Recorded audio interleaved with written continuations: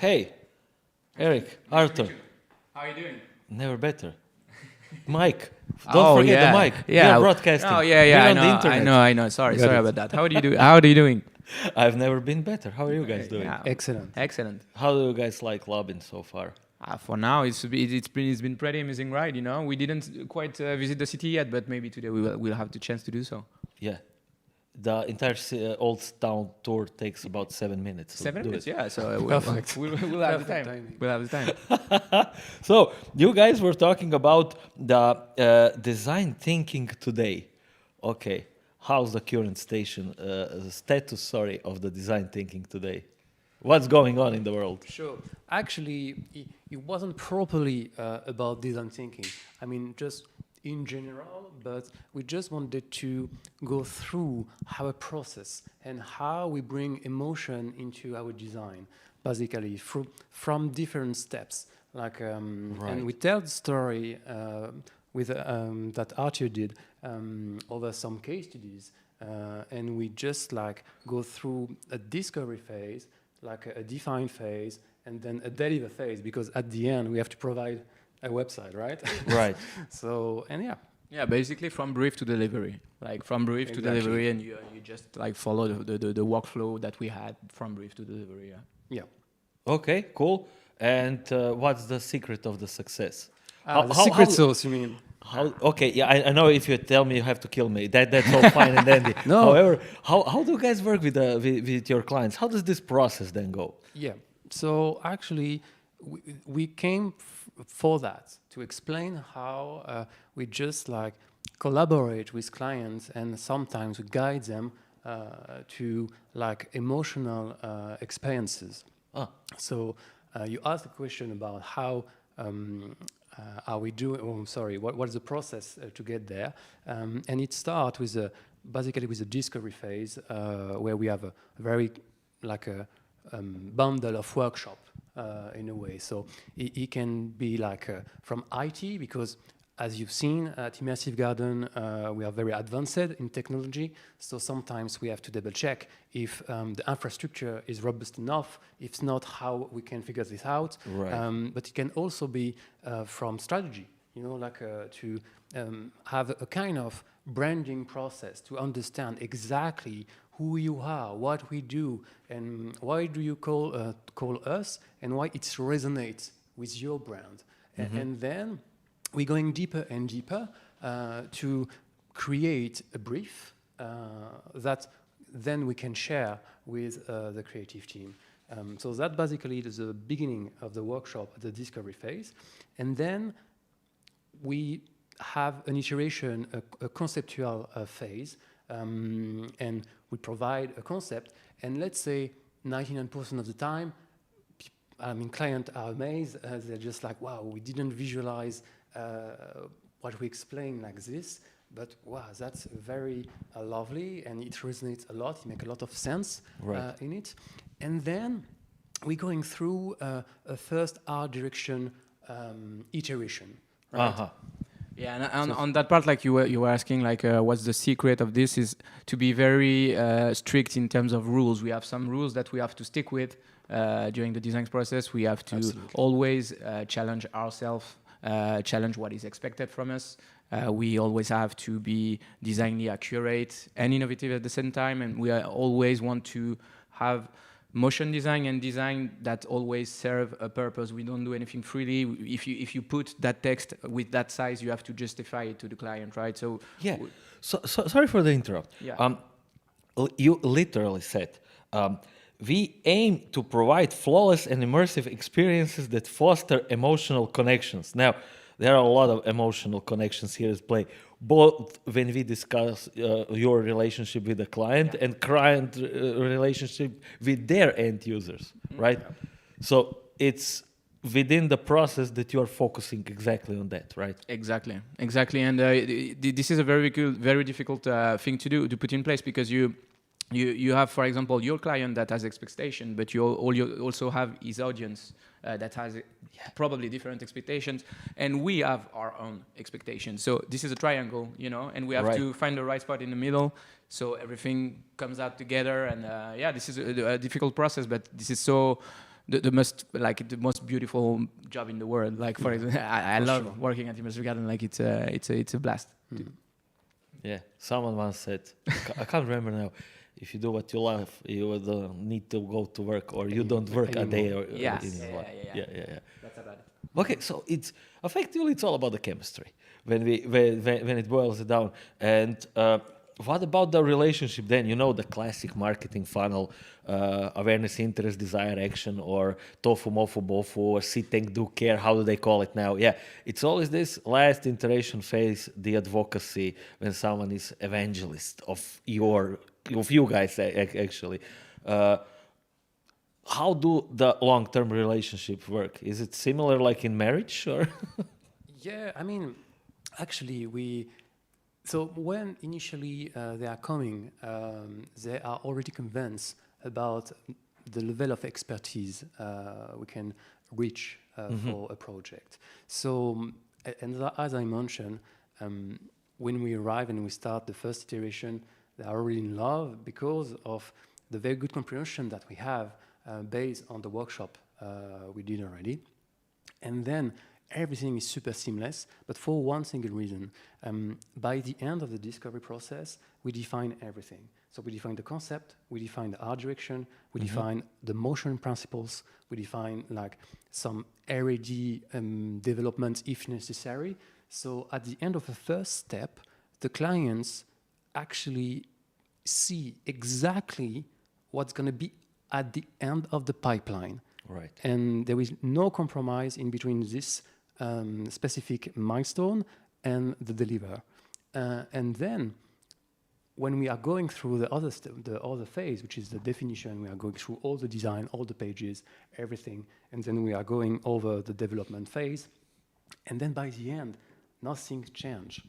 And that's also the reason why the client, you mentioned like they're in love or we are in couple or whatever, but I think it is probably one of the biggest reasons we arrived to this kind of relationship. And I want to add something because what said Eric was very important. No compromise is very important. Is very important to us.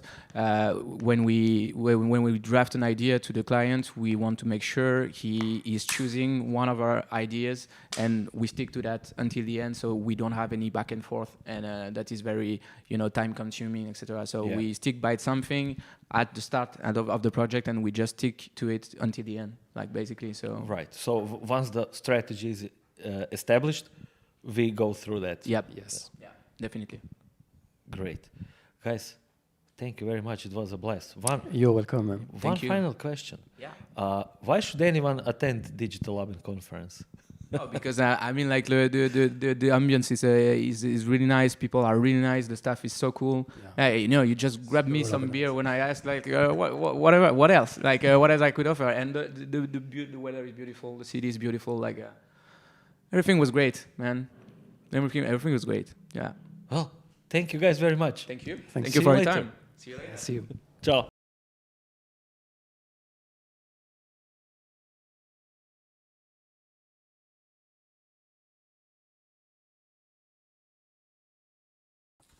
Hey, Rijk. Hello. How's life treating you? It's pretty good so far. I mean, have you looked outside yet? This is great. Oh yeah, are you enjoying Labin? Oh, it's been wonderful. Absolutely. Great.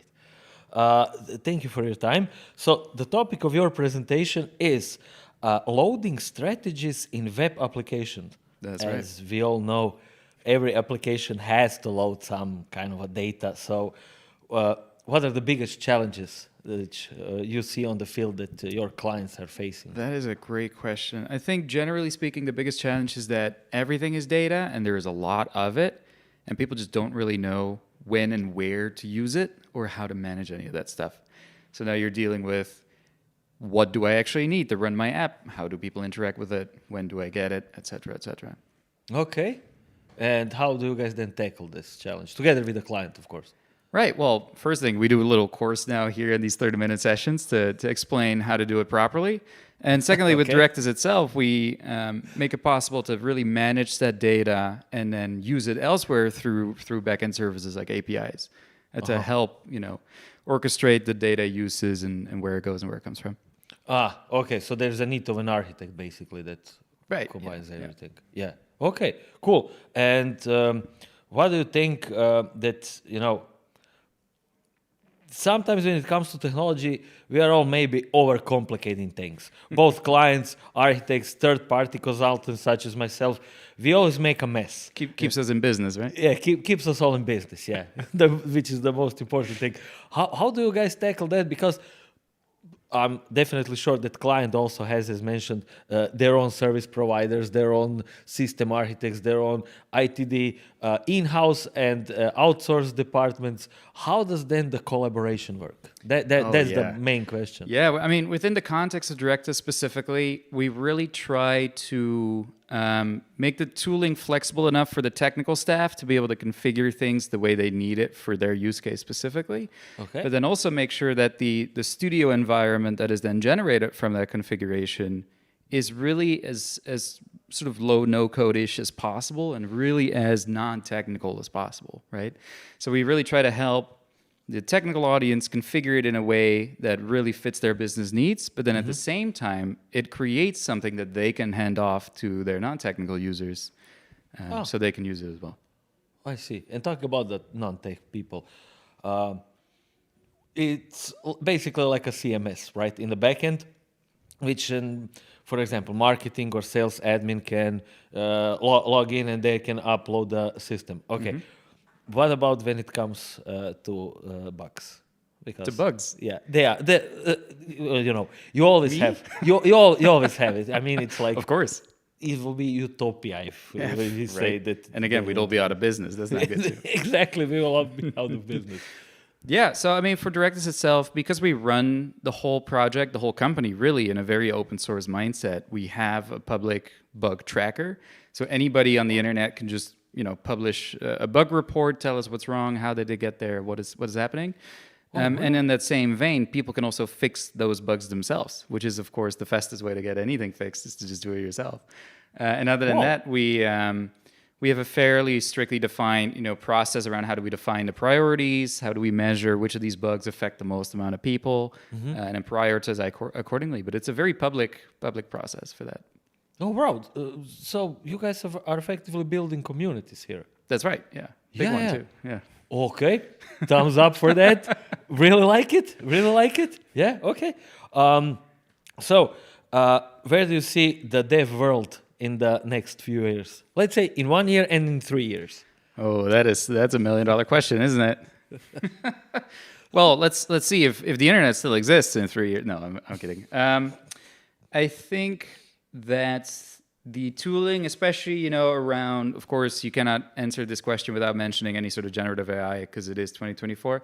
Yeah, I think in that corner, we're going to see more tooling show up to quickly get through the first, 50 to 80% of a project that is sort of tedious and standard for every project, right? So we're seeing it in a little bit of code generation. We're seeing it in tooling. I mean, kind of tooling like our own, where we're saying, skip the boring part and get to your own product. Yeah. And I think we're going to see more and more of that to really speed up, design and developers' processes in that front.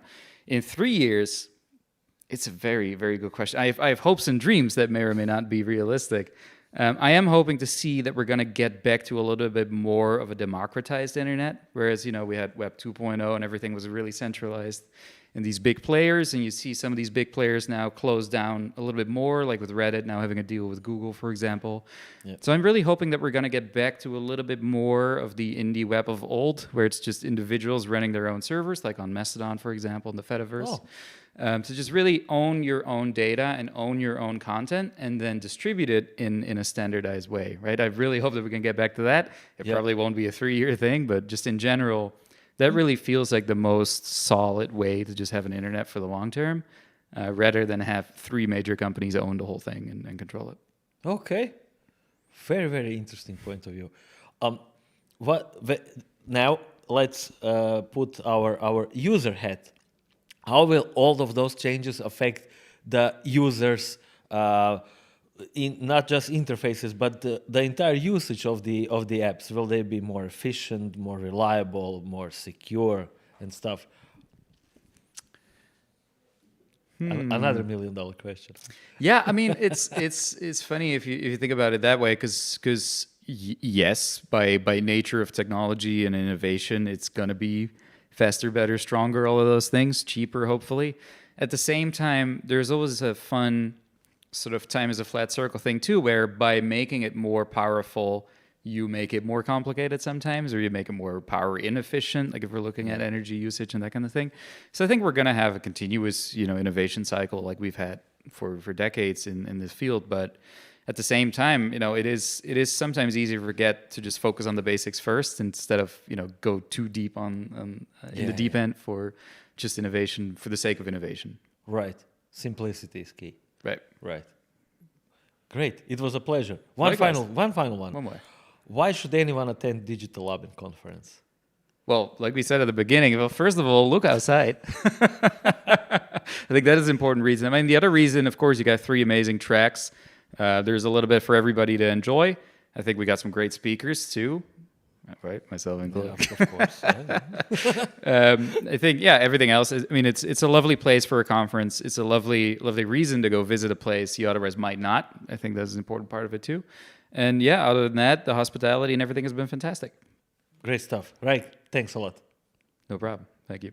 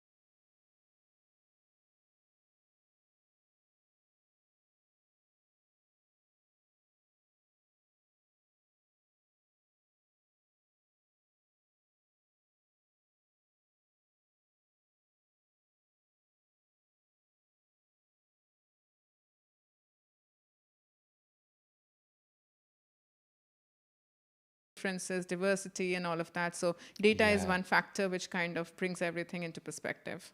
Right. And talking about the data itself, do you see any let's say differences between the end buyers, meaning guests, from, for example, Europe versus Asia, Asia versus North America versus Australia, and all that stuff?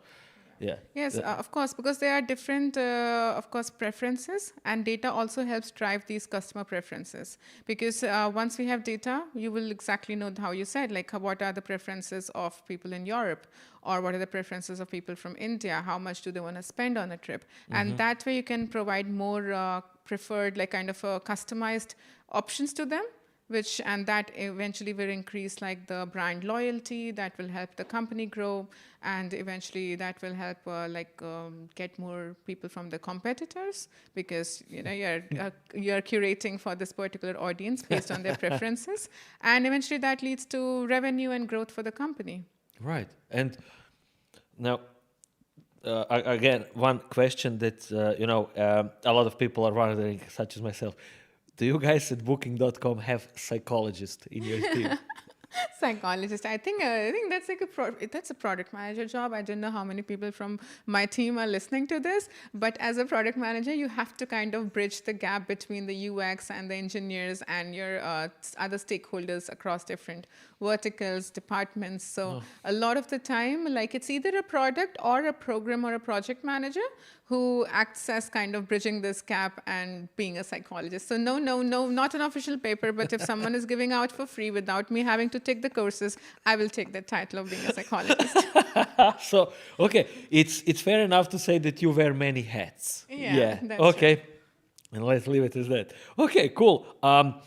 Which tools and services do you guys use internally to be more efficient? I think like as product managers and for across the teams, we use like Jira, for example, to keep track of what we are doing, our road mapping and all of that. Apart from that, I think communications, we have Slack and different kind of user group, Zoom for video calls. There are lots of meetings, lots of back-to-back meetings. And I will say I'm a conscious decliner.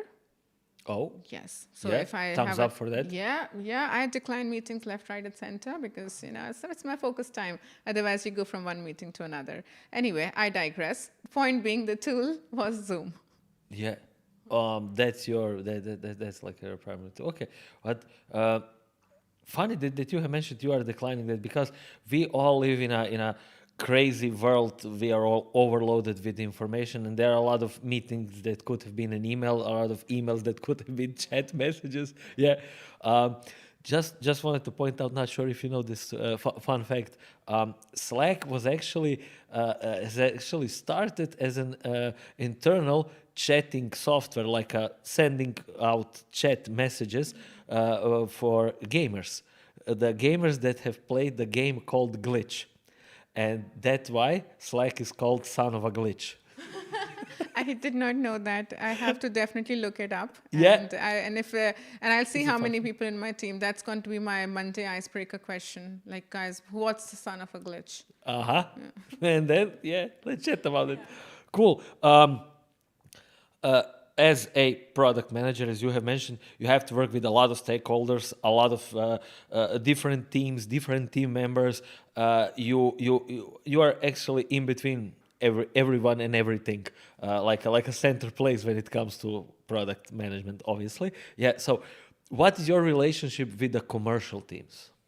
It's actually very close because so I am in the product into the payment space. Fintech always have been, always I think will be unless I become a billionaire. All right. So Sorry, is that your background? Yeah. So cool. academically, I'm an engineer, software engineer. I coded for a couple of years, and then after that, luckily, as part of my first job, I was into payments. So I was coding payments systems, and then I realized it was a very niche space to be in. And that's why, and I loved talking a lot, so yeah, it was like, that's so I went into product. I sometimes say like payments and product, give me a room. Okay. So that's how I got into product and always have been with payments. So coming with the commercial teams, we do work closely. Like, for example, if you have to have like payment service providers or different kind of like banks. So we work with the finance department, the commercial teams to kind of figure out what is the best suited for the business. And of course, the customer requirement out there. Oh, yeah. And coming back to the data part, it all boils down there because data is essentially a new oil, right? If you don't have, if you can't fix it if you don't measure it. Yeah. Peter Drucker said that effectively. How do commercial departments then use the data, or how do you guys use the data together? Do you have like a joint brainstorming sessions? Do you guys then develop a continuous strategy? How does it work? Yeah, we work very closely. We also do something like, I think it's in the MVP, like a minimum viable product. So if there is a requirement and if there's data suggesting that there is something we need to do, then we kind of like, with the help of commercial teams, we find the right PSP, for example, payment service provider to work with. And then after that, we have to do a couple of like MVPs and to see how it works on. Of course, there are strategies. How do we scale? When do we scale? What to prioritize? Yes, exactly. Because there are a lot more factors that go into it, depending on when is it like summers, winters, peak season. When do we want to try something out, depending on the market fit as well. So we do those kind of sessions. And it's not just commercials, it will be like the UX team as well, design teams, user research, product marketing teams. So lots analysts, statisticians. Yes. Yeah. Okay, cool. Of course, the engineering teams, it's like nothing would be possible without the engineering teams. If they don't build it, I have nothing to sell. I have no product. Exactly. Pragya, it was a pleasure. One final question. Why should anyone attend the Digital Labin conference? Okay, so one, if I have to give an elevator answer for this, which conference is next to a beach and it has like free booze on 2 days and after party, which on the venue it says, like on the schedule it says 8 p.m. to 4 a.m. Like that actually says that, there's going to be a like serious real party with like DJs and the whole curated. So I think that is one reason, which is like more kind of for the palette of people who like to enjoy and have fun and be near a sunny vacation place. Apart from that, it's also very meaningful because most of the talks, mine was the first, and I know the whole lineup, and I have a plan to attend the remaining ones. There are a lot on the points that you said, like about listening and how to use data and across different tracks, and I see there's so many people, there is so much knowledge out there, and it's like no bullshit, like Domagoj said, right? It's a no bullshit conference. So I love it. Yeah. Great stuff. Thank you. Thank you. Thank you for having me. No problem.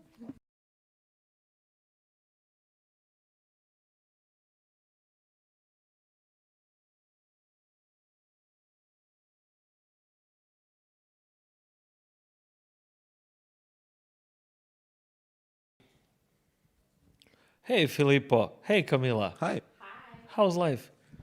Now, fantastic. Now, yeah, it's very fine. It's fantastic. I'm just missing a beer, There's also but the aside sun from that, I'm after fantastic. We're having some beers, so great.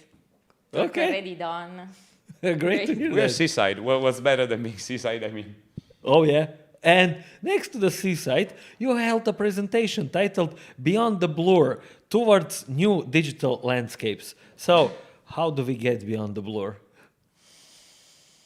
Well, during the presentation, we mainly spoke about our approach to digital creativity and about the way creativity can evolve in time and give a shape to really different projects that actually are very tied to what the clients or the words need in that moment.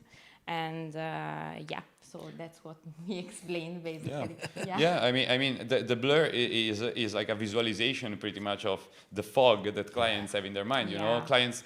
There's two cases. Clients come to you and they know exactly what they want, hyper rare, but they don't know how to do it. They don't know how to do it. Or on the other end, they simply. Okay, yeah, we got to do this, we have this event, we need to do this kind of stuff, or we need to do something for this event. And going beyond the blur, actually, in our case, meant, and that's something that we evolved in time, it meant seeing what the client was asking for, pretty much, and seeing all the sheets that they gave us, the briefs and whatever, and actually convince them to do the right project for it, and pretty much skip all the gibberish that they would place on the brief. So skipping on poorly inspired brief and all the technicalities, facts, nice to have, they usually add to the brief that are kind of totally unuseful, and propose an incisive idea.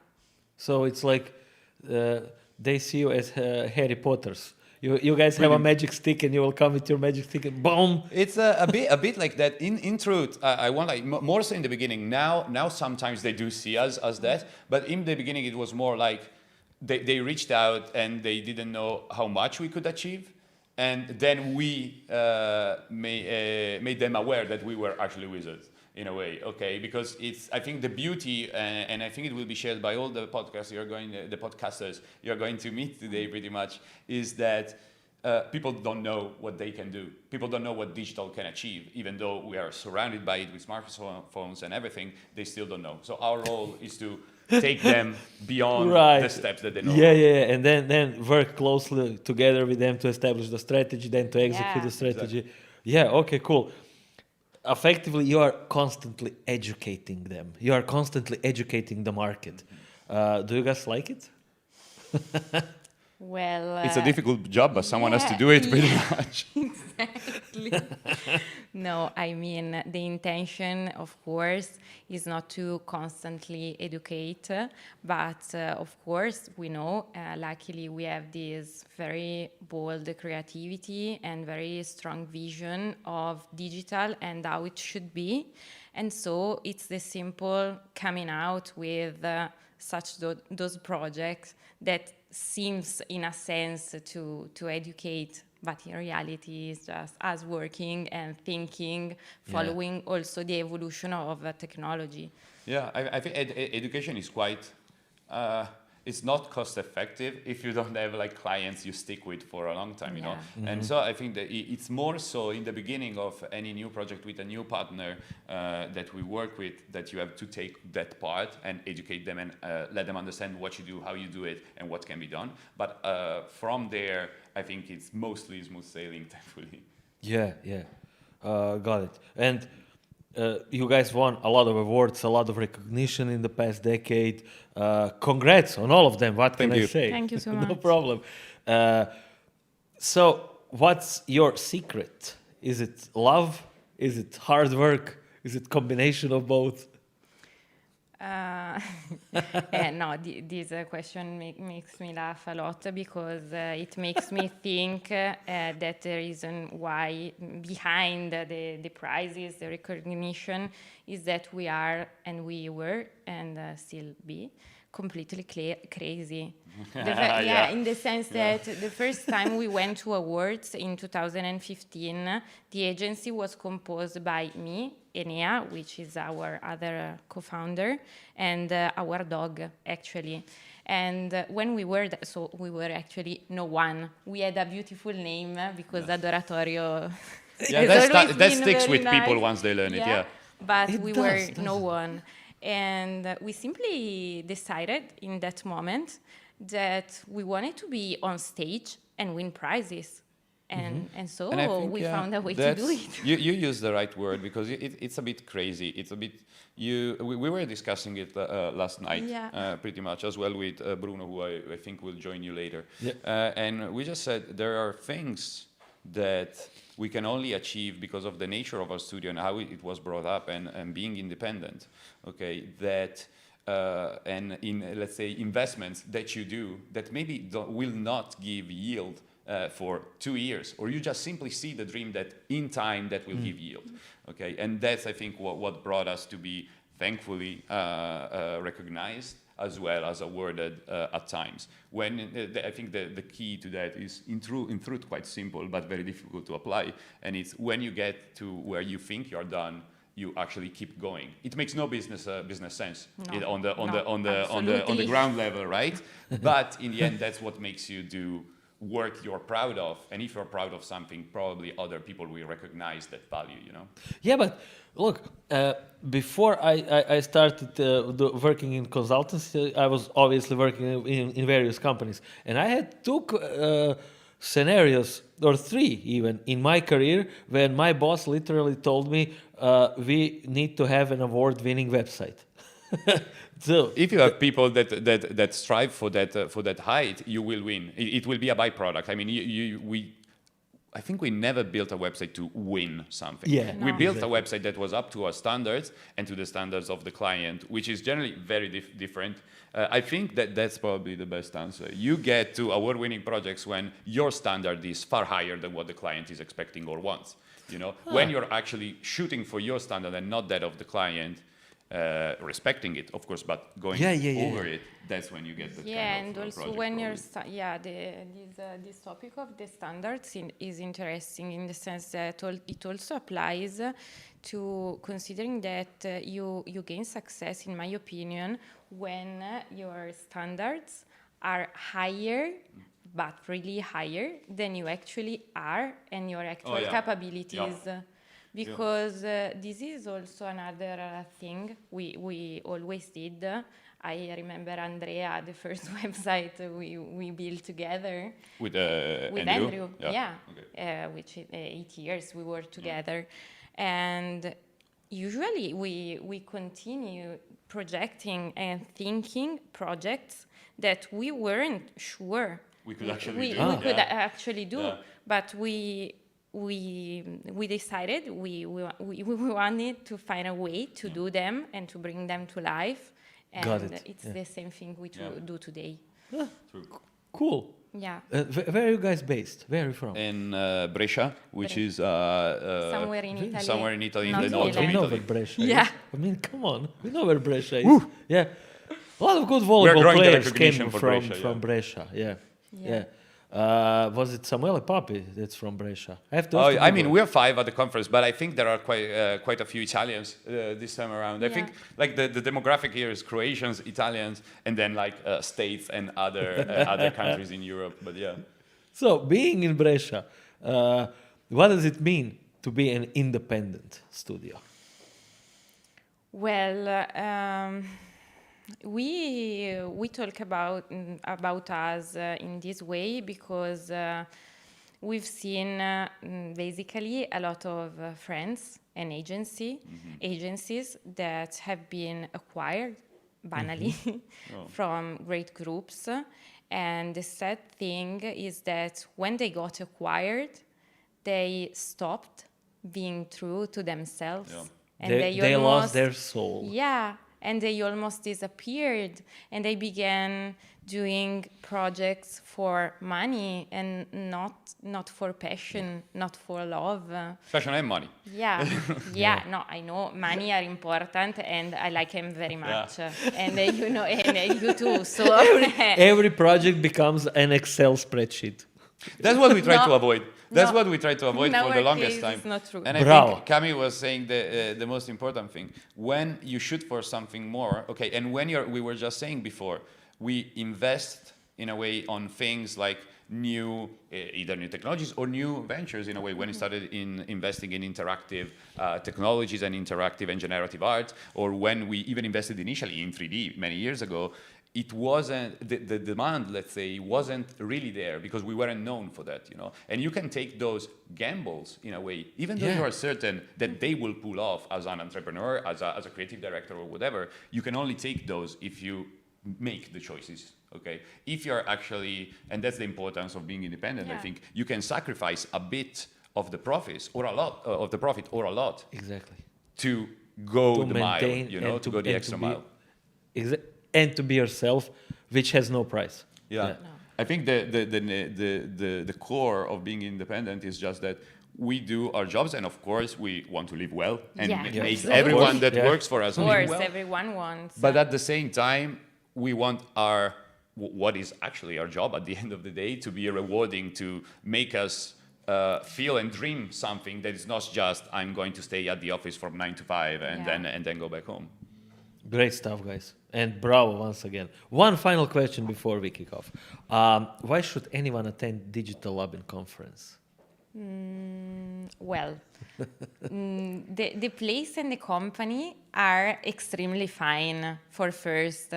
No, amazing organization, huge compliments to everyone behind it because it's amazing.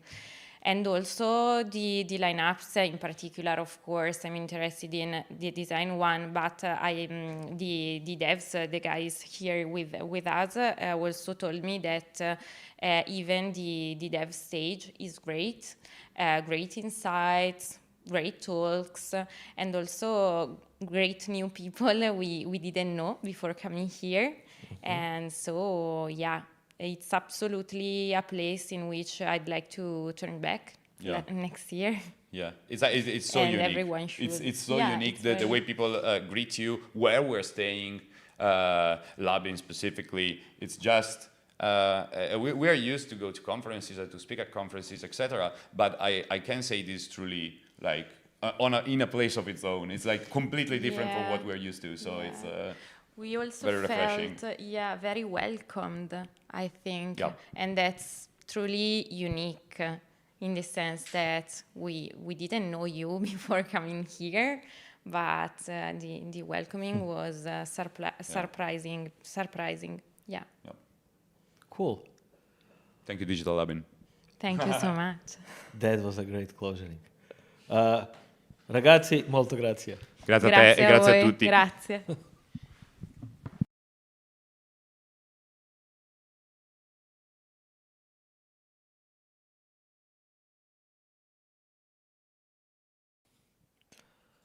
Hey, Dragana. Hey, hello.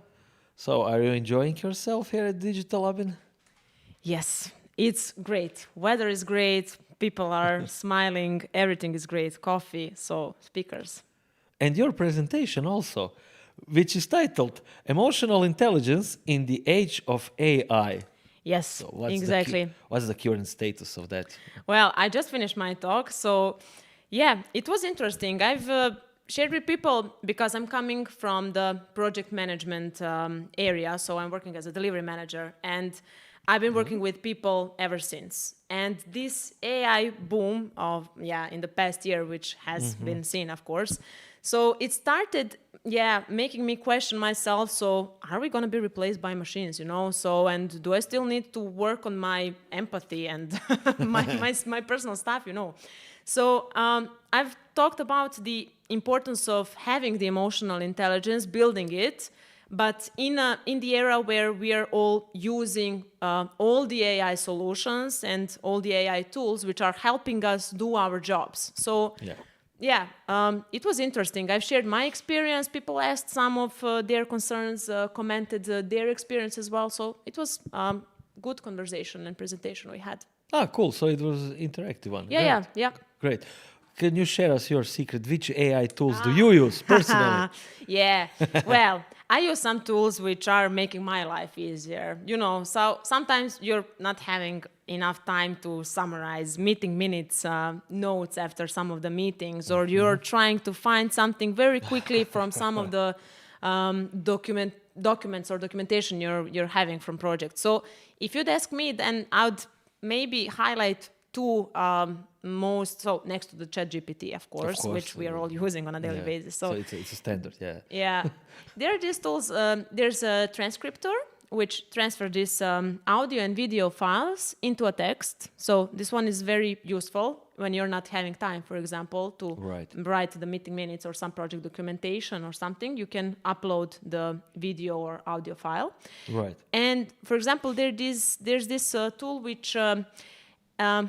based on the prompts and requirements that you give to the tool, it's giving you the answers on a document which you upload first. So if you're having some extensive project documentation and you need to find some particular answer very quickly, AI tool can help you in that, for example. Interesting. Nice, yeah. Interesting, yeah, okay. So essentially, when talking about AI, will AI replace us? I usually tell people no, because people are divided on that topic. So some people say or fear, well, we're all going to be replaced by the machines, we're all replaceable, etc. And some are just having hard feelings. No, my job cannot be taken away from a machine. But in fact, the reality it's in the middle. So AI is here, so it's definitely, and we should not fear it. We should not run away from it, but we need to take the advantage of that AI.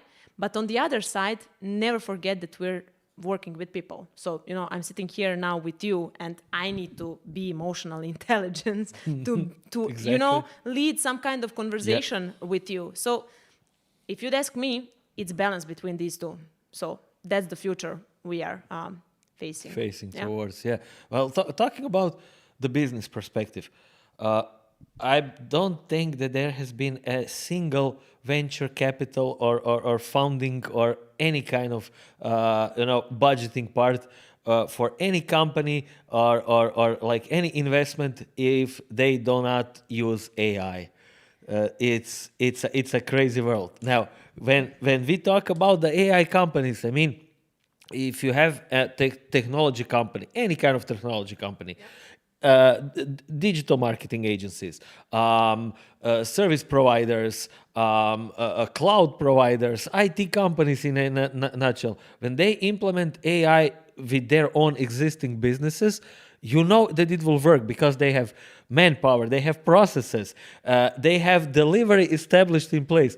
But if somebody is telling you, okay, we are a 5 people company and we are doing exclusively AI, I'm a bit skeptic on that. What are your thoughts? I would question that, indeed. I mean, the AI technology is built upon the humans, So, and it was like just shared at the opening ceremony. So this is a Digital Labin conference, but so I am the AI which is built by you, so by you humans, So I would question if every solution which is only based on the AI, so it will always leak some, it would miss some of the empathy and this human touch. It's not only important for some effective communication like we are having, but it's important for in overall a successful collaboration between people. Between your clients, because you as a delivery manager, you have to work closely with a lot of stakeholders. On right? a daily basis. I mean, you work with people on a daily basis. I meet people on a daily basis. Your team in-house, the clients, third-party providers, and so on. So it's a mix. Yeah, of course. We should not forget that we're working with people. So that's the first thing to consider, you know. And what will then happen in the world of AI? Based on your thoughts, your experience, obviously.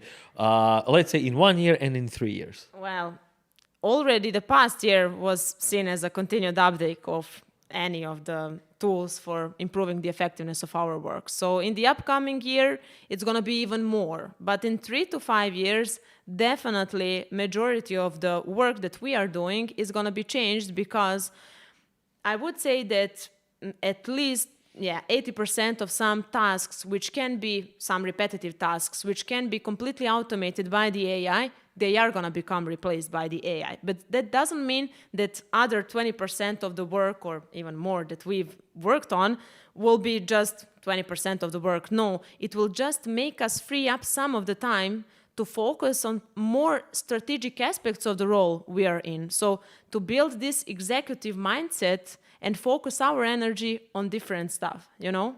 So leave to the AI to work with the stuff that it can, but focus your energy on a different area. So let's say creative areas, and let's say creative areas, let the AI do the stupid work, Not the stupid work. AI is very intelligent.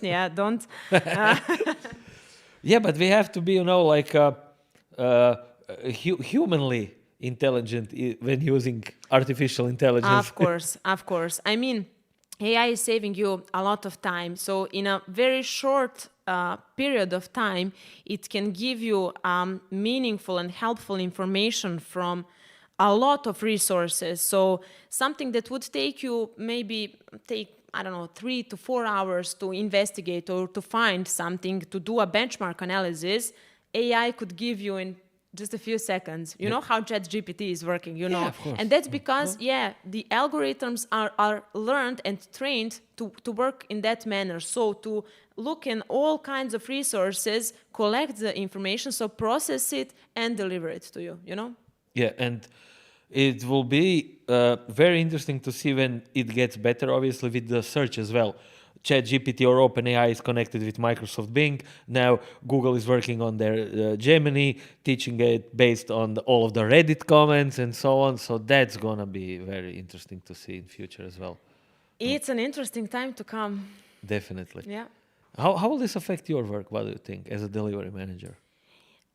For now, it's not affecting that much, but you cannot run away from it. It's all around you. So if you don't speak the AI language, you're losing yourself. So if you want to stay relevant in the profession, any profession, you need to be aware of the AI nowadays. Okay, excellent stuff. One final question before we kick off. Why should anyone attend Digital Labin conference? Man, so far, it's great. I've seen and I've met a lot of great people, great speakers. Energy is really on a high level. Labin is a beautiful city. And what I really liked about the conference is that it covers the design track, the dev track, the project management track. So you can blend into the topic which is either, it most suits you or you're interested about to hear. So it's gathering the professionals around the world, I would say. So it's great. Yeah, like Domagoj said, no bullshit conference. Yeah, no bullshit conference. It was a pleasure. Thank you, Dragana. It was a pleasure the same. Thank you.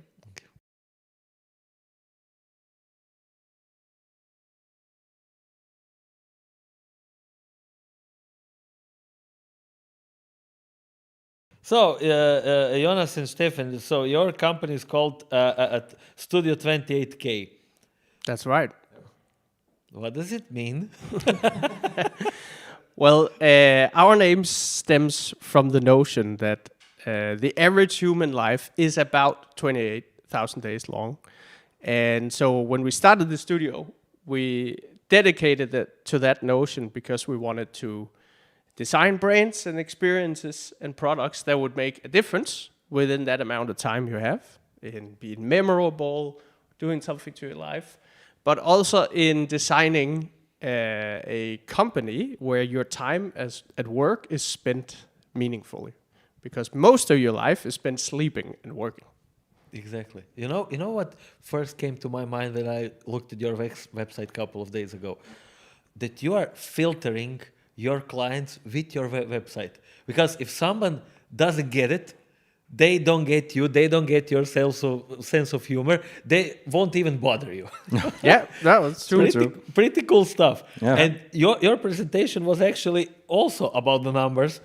You were speaking about how to save 1,000 days in 30 minutes. So the question is obvious. How do we do it? Yeah. Well, in 28K, we use a term called holistic design thinking. That's not a new term. That's not something new. But the way we go about it is, in the creative industry, you tend to think creative and you use that sort of thinking within the creative portion of the work, right? Right. So instead of focusing just on that little portion of the day, we try to look holistically on our entire organization and the entire day that we're working across departments, skills, whatever it is. Right. And then apply that design thinking to optimize processes or change methods of way of doing things to allow for more time to actually be creative.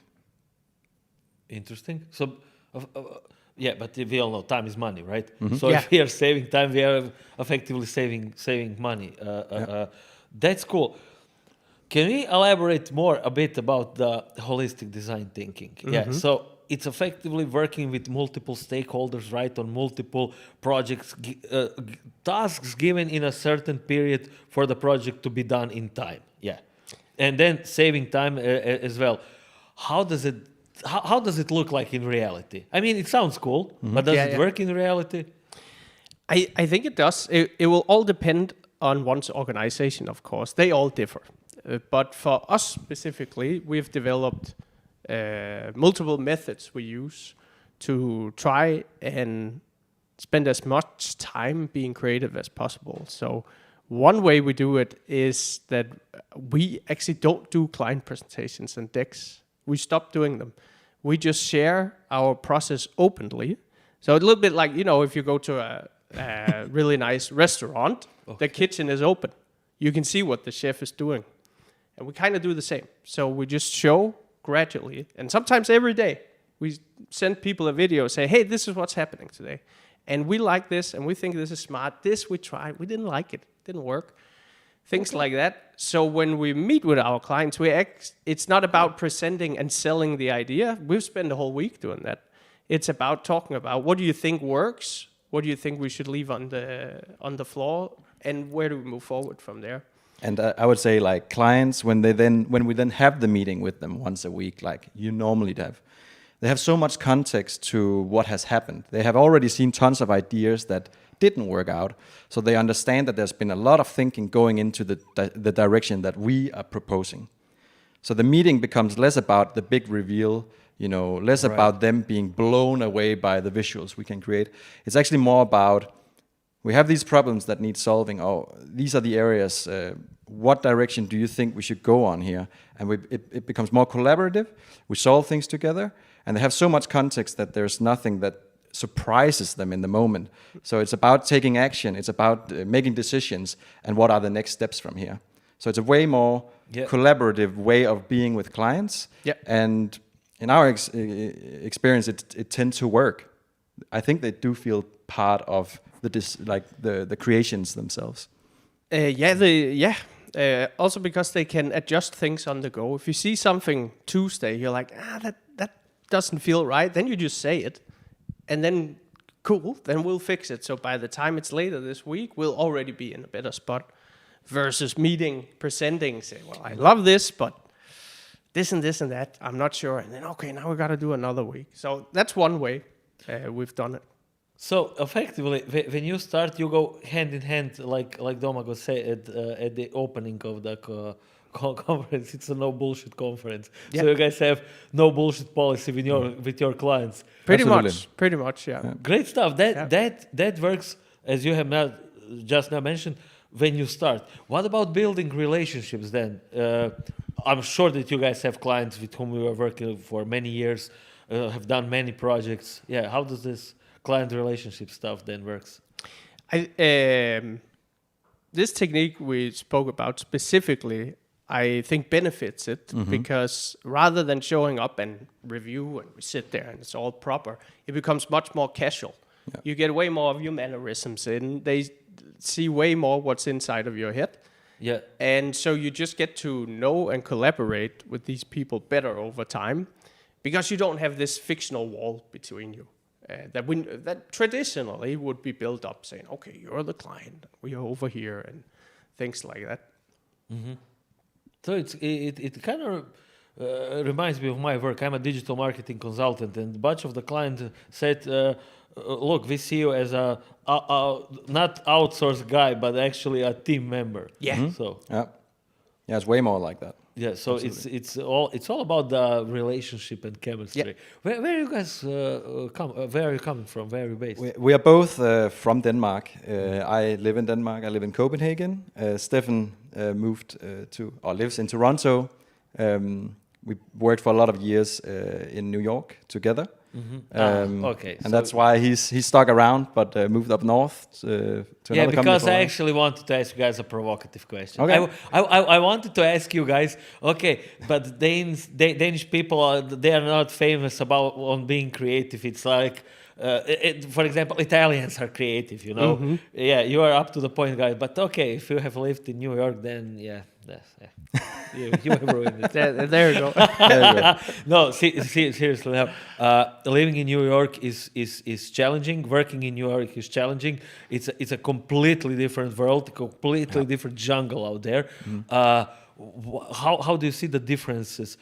Not just, let's say, between the work itself, but also for the client relationship and the holistic approach between the agencies and the clients in United States and in Europe? I mean, I think there's definitely just a huge difference in the work culture when you compare the Danish work culture to the American work culture. I think in America you very much grow up on you gotta work hard to make it, you know.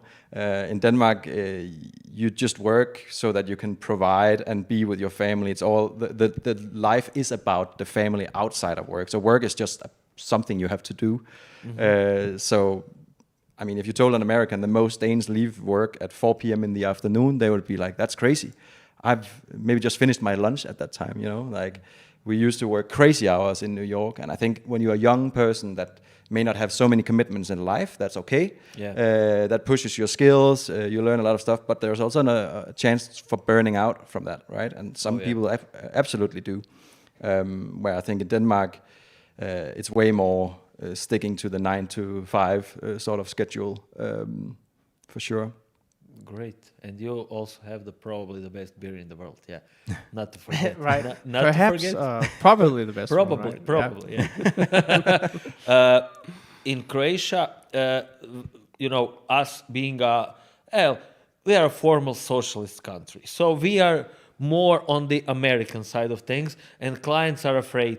You know, I'm going to lose my job if I leave home early, but you have to pick up your kid from school, stuff like that. Yeah.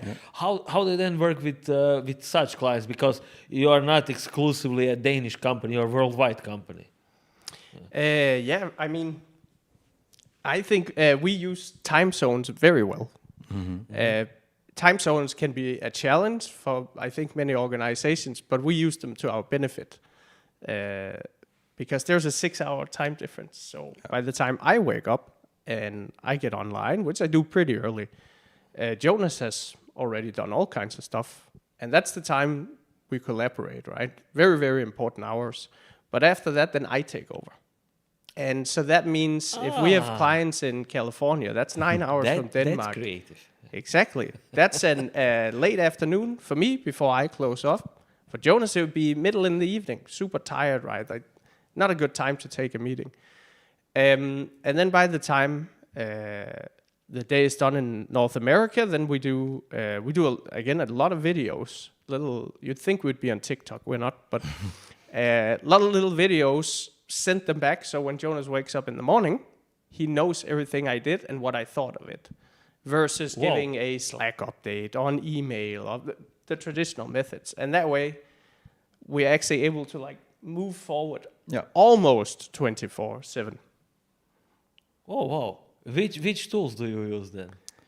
We use simple stuff. Capture by Dropbox, for example. That one just super nice. allows you to have a little thumbnail of yourself and then your entire screen, and then you just talk chronologically about your day, basically, taking it through where did I start. I took this route. Nah, that didn't work. And then I tried this out. I'm still not happy. I think these areas can be tweaked. Maybe you can start there, and then I know what to do. Okay. Well, this conversation moved in a completely different direction than I thought. So I have to ask you guys about the technology. Which technologies do you use most? Which technologies do you think that the client should use? Where do you see the technologies going in the next couple of years? Where is the internet heading in the next couple of years? That's a very good question. I can at least provide the answer that I think we are in the world that's very focused on technology. Then it's AI, then it's blockchain. I wish that we are going towards a future where we will be more thoughtful about how we use technology, because we have a lot of it already. But the way we design products or put things together, we don't always think of the impact of it. So, for example, messaging apps like Slack, they were supposed to solve too many emails. They did, but then unintentionally replaced it with getting bombed with Slack messages all day, so you can't think straight. I think that's a problem. I think we need to look at things like that and fix them. Yeah. But we tend to be very focused about the next thing. And in the time we're in right now, it's all about AI, for example, that people rave about. But what do you think? Yeah, no, I totally agree. I mean, generally thoughtfulness makes so much sense to start implementing. There's so many products where I'm at least sitting and being like, but why? Oh, because we can. I don't think that's enough to say that. Like, I think we need to take more responsibility in the things we make. Now that we have something like AI that is moving so fast, there's so many products coming out where I feel like it's a gold race, right? It's like who can make that product that makes a lot of profit for them. Yeah. Instead of saying, let's think about what this technology can actually do for us, and then make something that has a real value for humanity or a certain sector or whatever it is. Like stop for a second and then just think a little bit before doing. And I think at the end of the day, I think we believe that the best use of technology is one that's invisible. And I don't think that's the times we live in. We tend to put it in the forefront, but it's better when you don't even see it's there, right? Like a referee in football. The best referee is one that you don't see. Yeah, exactly. Or take, for example, like iCloud, how your device, if you're on Apple device, right, how everything is synchronized. Yeah. No one really stops up and thinks how powerful of a tool that is. The fact that I can copy something on my computer and then paste it on my phone, that's magic to me. Yeah. That's amazing technology. Yeah, exactly. Did you ever come to a situation in which you have clients that are, let's say, that don't share your core values, your energy, and you simply had to tell them, guys, we are pretty advanced in client relationship, but simply we don't think that we are a good fit, and let's separate our paths and live happily ever after. Yes, we have. And I think, and that's okay, also for the sake of the client, it sucks to work with a creative studio where you're like, man, this energy is not right. But we did have one we had to decline because of our core philosophy and our whole name. Yeah. Because they used AI for weapons. And Jonas and I had to look at each other and say, well, if we need to make these 28,000 days memorable and stuff, we cannot help anyone with making it shorter. So we had to draw a line and say like, if we actually believe this, then anything that makes your life shorter in any way, we can't. It will go against the company philosophy. So, and that's generally something we are trying to do with the portfolio of clients that we work with, is to look at our beliefs and do they match them, and do they create something that we believe is meaningful for the end user. And if we can end up in a place where that's the only types of clients that we have, that would be amazing. Yeah. And I think we are pretty close in many aspects. Yeah, and that will be Eldorado. Yeah, to your point earlier where you said that we were clever about how we were filtering people, it has worked in the sense the watch company reached out last year, made these amazing watches out of Switzerland, but the story we had told has resonated with them. They were like, this is how we feel when we started our company and what we symbolize, so you feel like the right fit for us. And that's happened more than once. Yeah. I think some of that comes back to that saying, people don't buy what you do, they buy why you do it, which was the case in those. Mm-hmm. Yeah, excellent. Guys, it was an excellent chat. One more before we kick off. Why should anyone attend Digital Labin conference? Well, first of all, beautiful scenery, great people. What else? We had something to drink last night. That was awesome. That was lovely.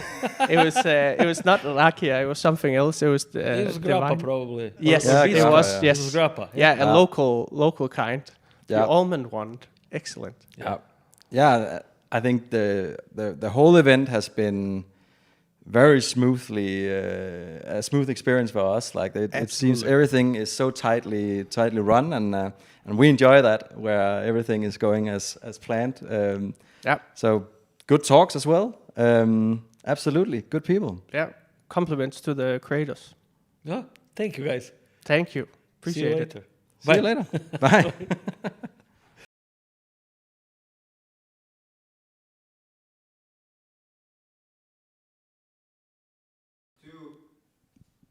Hey Tomislav, welcome. Hi Dino. Thank you. How is Labin treating you? Labin, I just discovered the city. This is my first time in the city, so I need to explore it a bit more to get familiar with it. But my first time in Labin and Rabat's the place where I stay. Okay, cool. So you like it? I like it so far. The audience like you, because your presentation is titled, "What is a measurement plan and why do you need one?" So the first question is kind of obvious. Why does anybody need the measurement plan? Yeah, so you said the audience like me, so I'll have a session in 2 hours. So we'll see whether they will like me or not.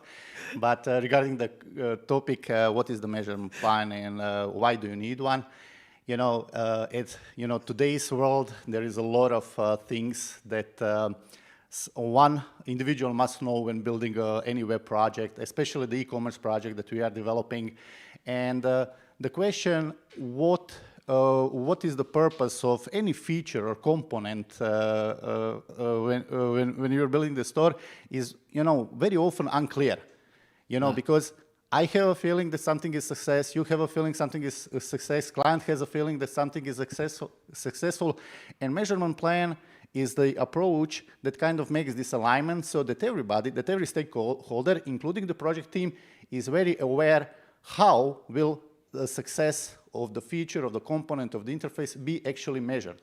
Mm-hmm. And when you know these answers at the start, at the start of the project, the designer, the front-end development, the client, etc., so you have less pains afterwards. Because at the start, you already know, you are starting the project, and you already know how to set the data analytics, how to set that data checking, and you, at the start, know what should be tracked, why, and how will you interpret this data? Because usually, when there is no approach of building a measurement plan at the start, what is happening? People build a project, deliver it, and then they start thinking, okay, now we have a project. How shall we measure the success of each component? So the topic will be about that. I hope it will not be too complicated, but actually it helped us a lot because, we were doing things the way that I described, in the previous sentence. But now, when we are starting something, when you are, kind of building the components of the solution, in our case, it's the online store, every team member actually knows why some component is there and how shall we measure the success. And, it's a team effort. It's a, but I team mean, effort to the first thing that came to my mind was you said multiple stakeholders. Of course, if we have a business owner, a sales manager, a marketing manager, front-end developer, back-end developer, those guys talk completely different languages. Yeah. Now, is this approach something that can, combine them and for them to start speaking the same language? Yes, it is. It's alignment of success, because when you think about, simple word like success, what is a success? The success is actually, the achievement of the desired goal. But in the definition of success, you have the word desire. And desire is, of course, can be very subjective. You have different desires than me. You have these different desires of the ideal vacation than me, I guess, and, you. Right. So, but in order to achieve this alignment, there shouldn't be that much, differences between the stakeholders. We should be first aligned so that every actually team member knows, how the success looks like and how will it be measured. Yeah, exactly. And how, in your point of view, how should then the companies start doing this approach? What will be the first steps, like the basic ones? Yeah, come to my session and see. And then that's no, it's that's actually a pretty good it's hook. Yeah. Are you curious now? I am. Yeah. I don't know if you'll be on a video or YouTube later, but I don't know if they will film it. But I'll give you the answer. Thank you. So You're very actually kind it's person. just kind of it's a brainstorming of team members. Because if you are building something like some solution for related products in e-commerce, so we all know what related product is. You're landing on a product page, and you should see which products are related. That's Right. okay. If you purchase a mobile phone, related project is a cover or a spyglass or a car charger, stuff like that. Yes, and it's kind of very easy to discuss the purpose. But now the next question is, okay, how shall we measure the success? So if we will build one widget or kind of interface for related products, and later on some new designer will build some other interface with the same purpose, how shall we know whether this new solution is actually the best? Yeah. How shall we measure the success of the box of related products? Just an example. Right. Yeah. And of course, it's a thinking process, the whole team, because It is. How should it measure? Is it everywhere order value? Because if there are good related products, somebody will buy this product and this one, whether it's something else, something third. So it's an open question that I guess each team will have a slightly different ideas how to measure the success. And you are literally doing this for almost 3 decades now. And even more? Not 3 decades, no. Almost. I said almost 3 decades. Well, 16 years is not 3 decades. Oh, it's 16? I thought it was 26. Okay, cool. No, it's 16 a long years, time. But yeah, Look, in e-commerce business, 16 years is like, I don't know, 5 centuries for a normal human being. I built my first online store in 2004 or 2003 or 4, pardon. So it's 20 years, in e-commerce experience. You've been around. You've seen a lot of things. You've seen how did it evolve. I've seen things you people wouldn't believe. Blade Runner. I'm joking. Okay, please continue. Okay, where do you see it? How will it continue to evolve? Let's say, where will e-commerce be in a year and in 3 years? Wow, well, that's a difficult question. You see that how the things are evolved. How ChatGPT changed our lives. Nobody could predict that. The possibilities of artificial intelligence will be that common. For everyone, and I guess that In the future, we will see the increasing number of different channels, different sales channels. I think that we will have less and less cases where somebody will go to this online store to purchase it. Yeah. We will purchase things directly on Facebook. We will purchase this directly on Instagram, which is already happening, especially in US. We will, purchase things via really, different channels, like on a physical stores via some maybe, pads or something else if they don't have that specific product there. So we will see, variety of usage of AI. We mentioned related products. So, you can go to the admin and map related products manually, or you can, use the machine learning to, give you some ideas what should be the related products. We will see the increasing number of cases where e-commerce is getting more and more popular. We are experiencing that e-commerce is entering, all types of niches, and we'll see that in the future. Okay, and you're like very active person. You're one of the co-founders of Croatian Independent Software. That was a long time ago, yeah.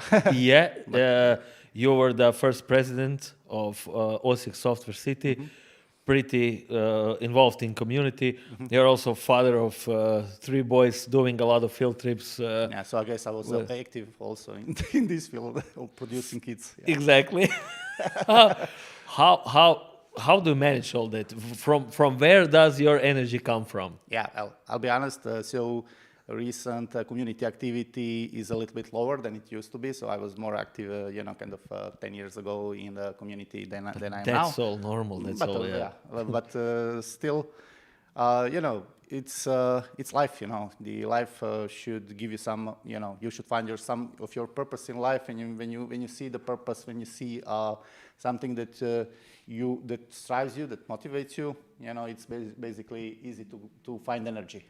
If you don't have a motivation, then you need to fakely create energy. But when you're motivating on something, it's easier. It definitely is. And is this something what helps your business, like networking stuff, going to conferences, talking to people, being out there, outside, or is it just a time waster? We need to challenge ourselves in every creative field of our lives, and communicate with different people. I see the communication still the traditional way. I enjoy very much of having face-to-face talks than on Slack or I don't know, some different chats or emails. It's good, it's practical, it's great. You can communicate with everyone in the world, but still, talking to somebody. And feeling the energy and, feeling the body language of a person that communicates with you is just, for me, it's more purposeful. And, and I managed to connect that way better with the people. Yeah. Great stuff. Great stuff. Yeah, but, once again, we as humans evolved over, thousands and, even millions of years. And, the communication, direct communication was, is basically now genius. I think that we all need it. We all need this type of networking. And I wouldn't want that all of this, kind of webinars or all of this, kind of online outreaches. Online content just to replace the traditional communication, because I think we as individuals still need it. Exactly, because let's say last update of our mobile phones was 10 days ago, and last update of our brain was 10,000 years ago. So we need to keep up. It was an excellent chat. One last question before we sign off. Why should anyone attend Digital Labin conference? Well, I like these types of conferences that are easygoing, where you have the really good vibe. For example, like in Osijek, you have Coolant Days, and for this one, I see it like kind of the same atmosphere, similar atmosphere, is here, and really good people are here. The sessions are good. I think that the agenda is great. The tracks are good. So I would suggest this conference for anyone in web development or any type of software development to come and to attend it. And to have a good time. Yeah. Have a good time. Great. Yeah. Tomislav, thank you. Yeah, thank you, Dino. Okay. Cheers.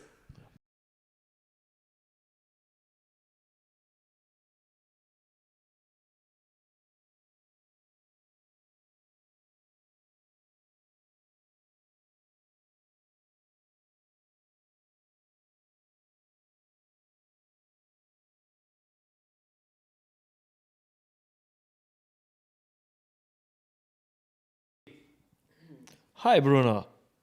Hello. Hi. Oh, I have to do this. Hello. Hi. All of those microphones there. Yeah. Yeah. How are you? I've never been better. How are you? I'm very good. Yeah. Glad to have you here. How's Labin treating you?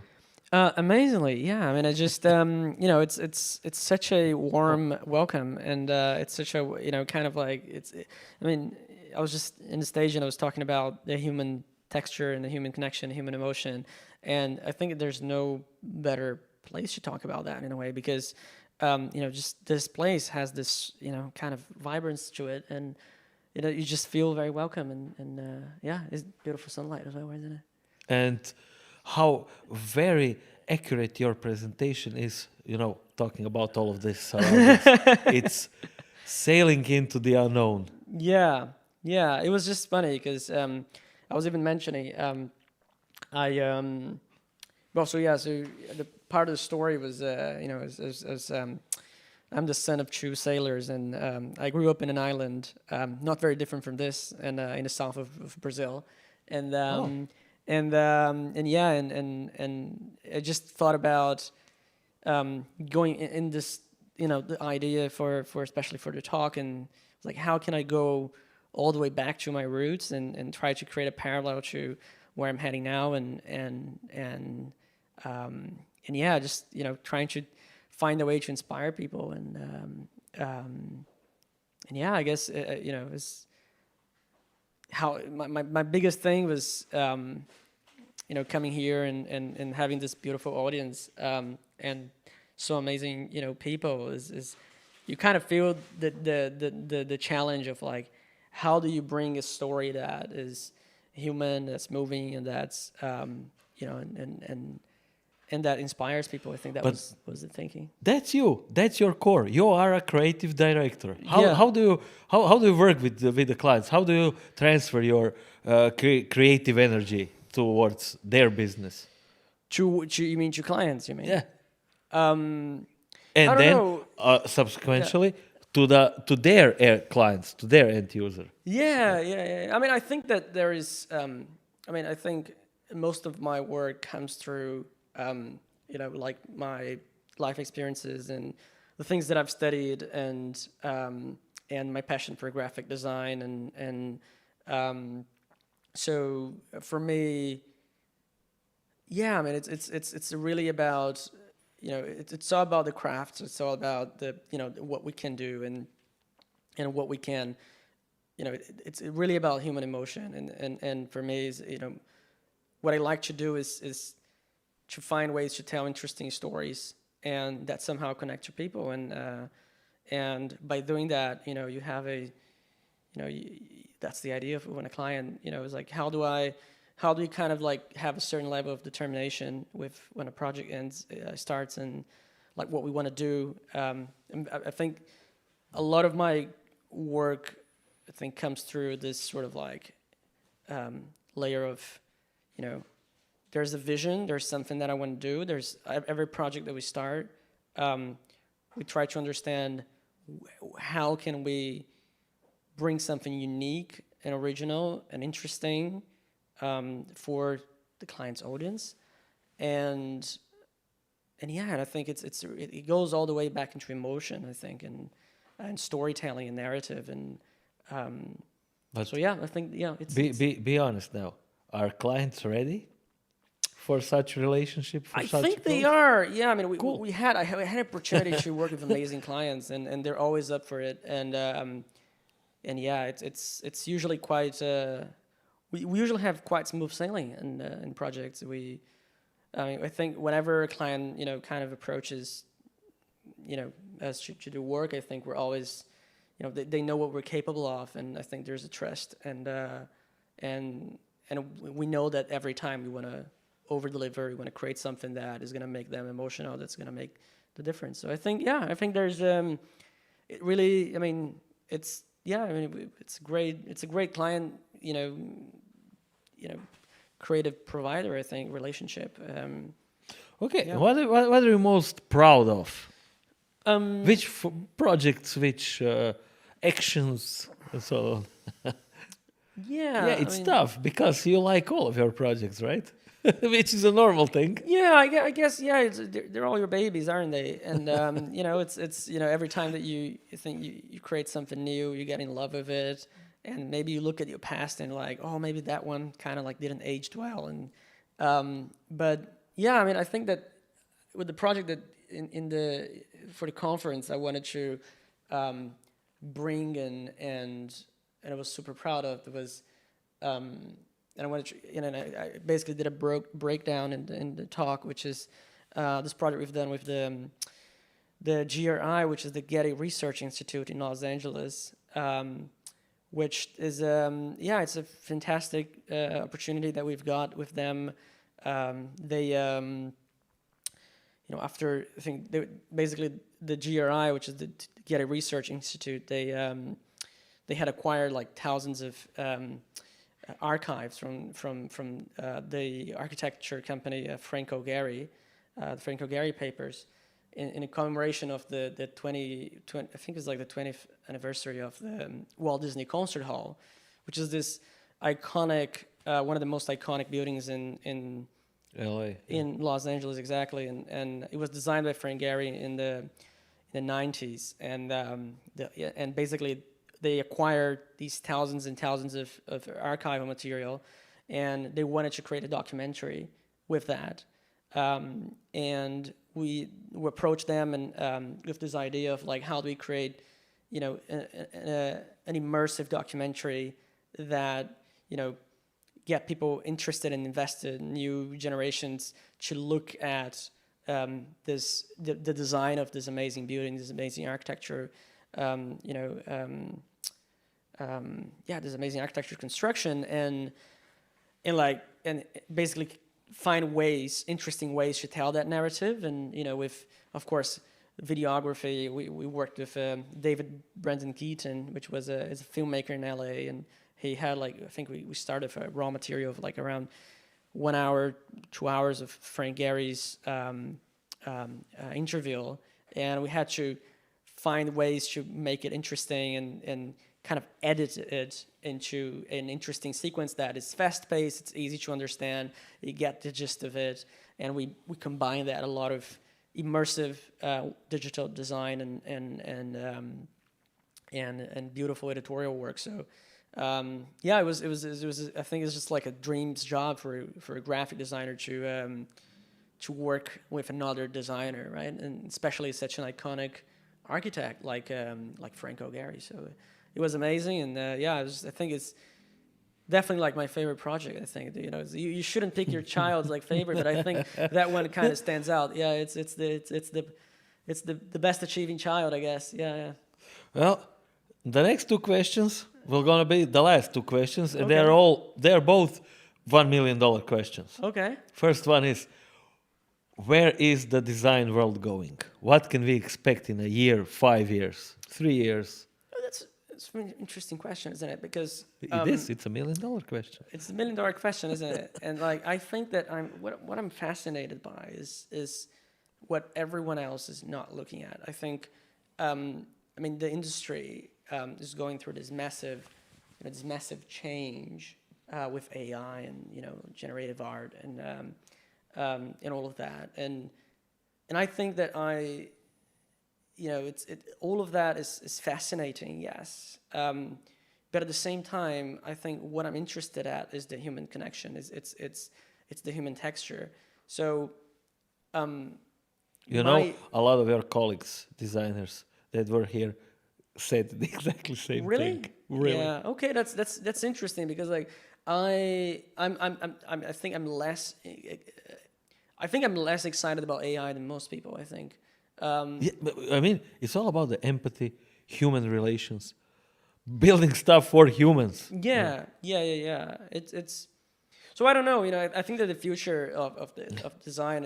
I think, of course, it's gonna have. It is having already a massive impact with AI and all these technologies.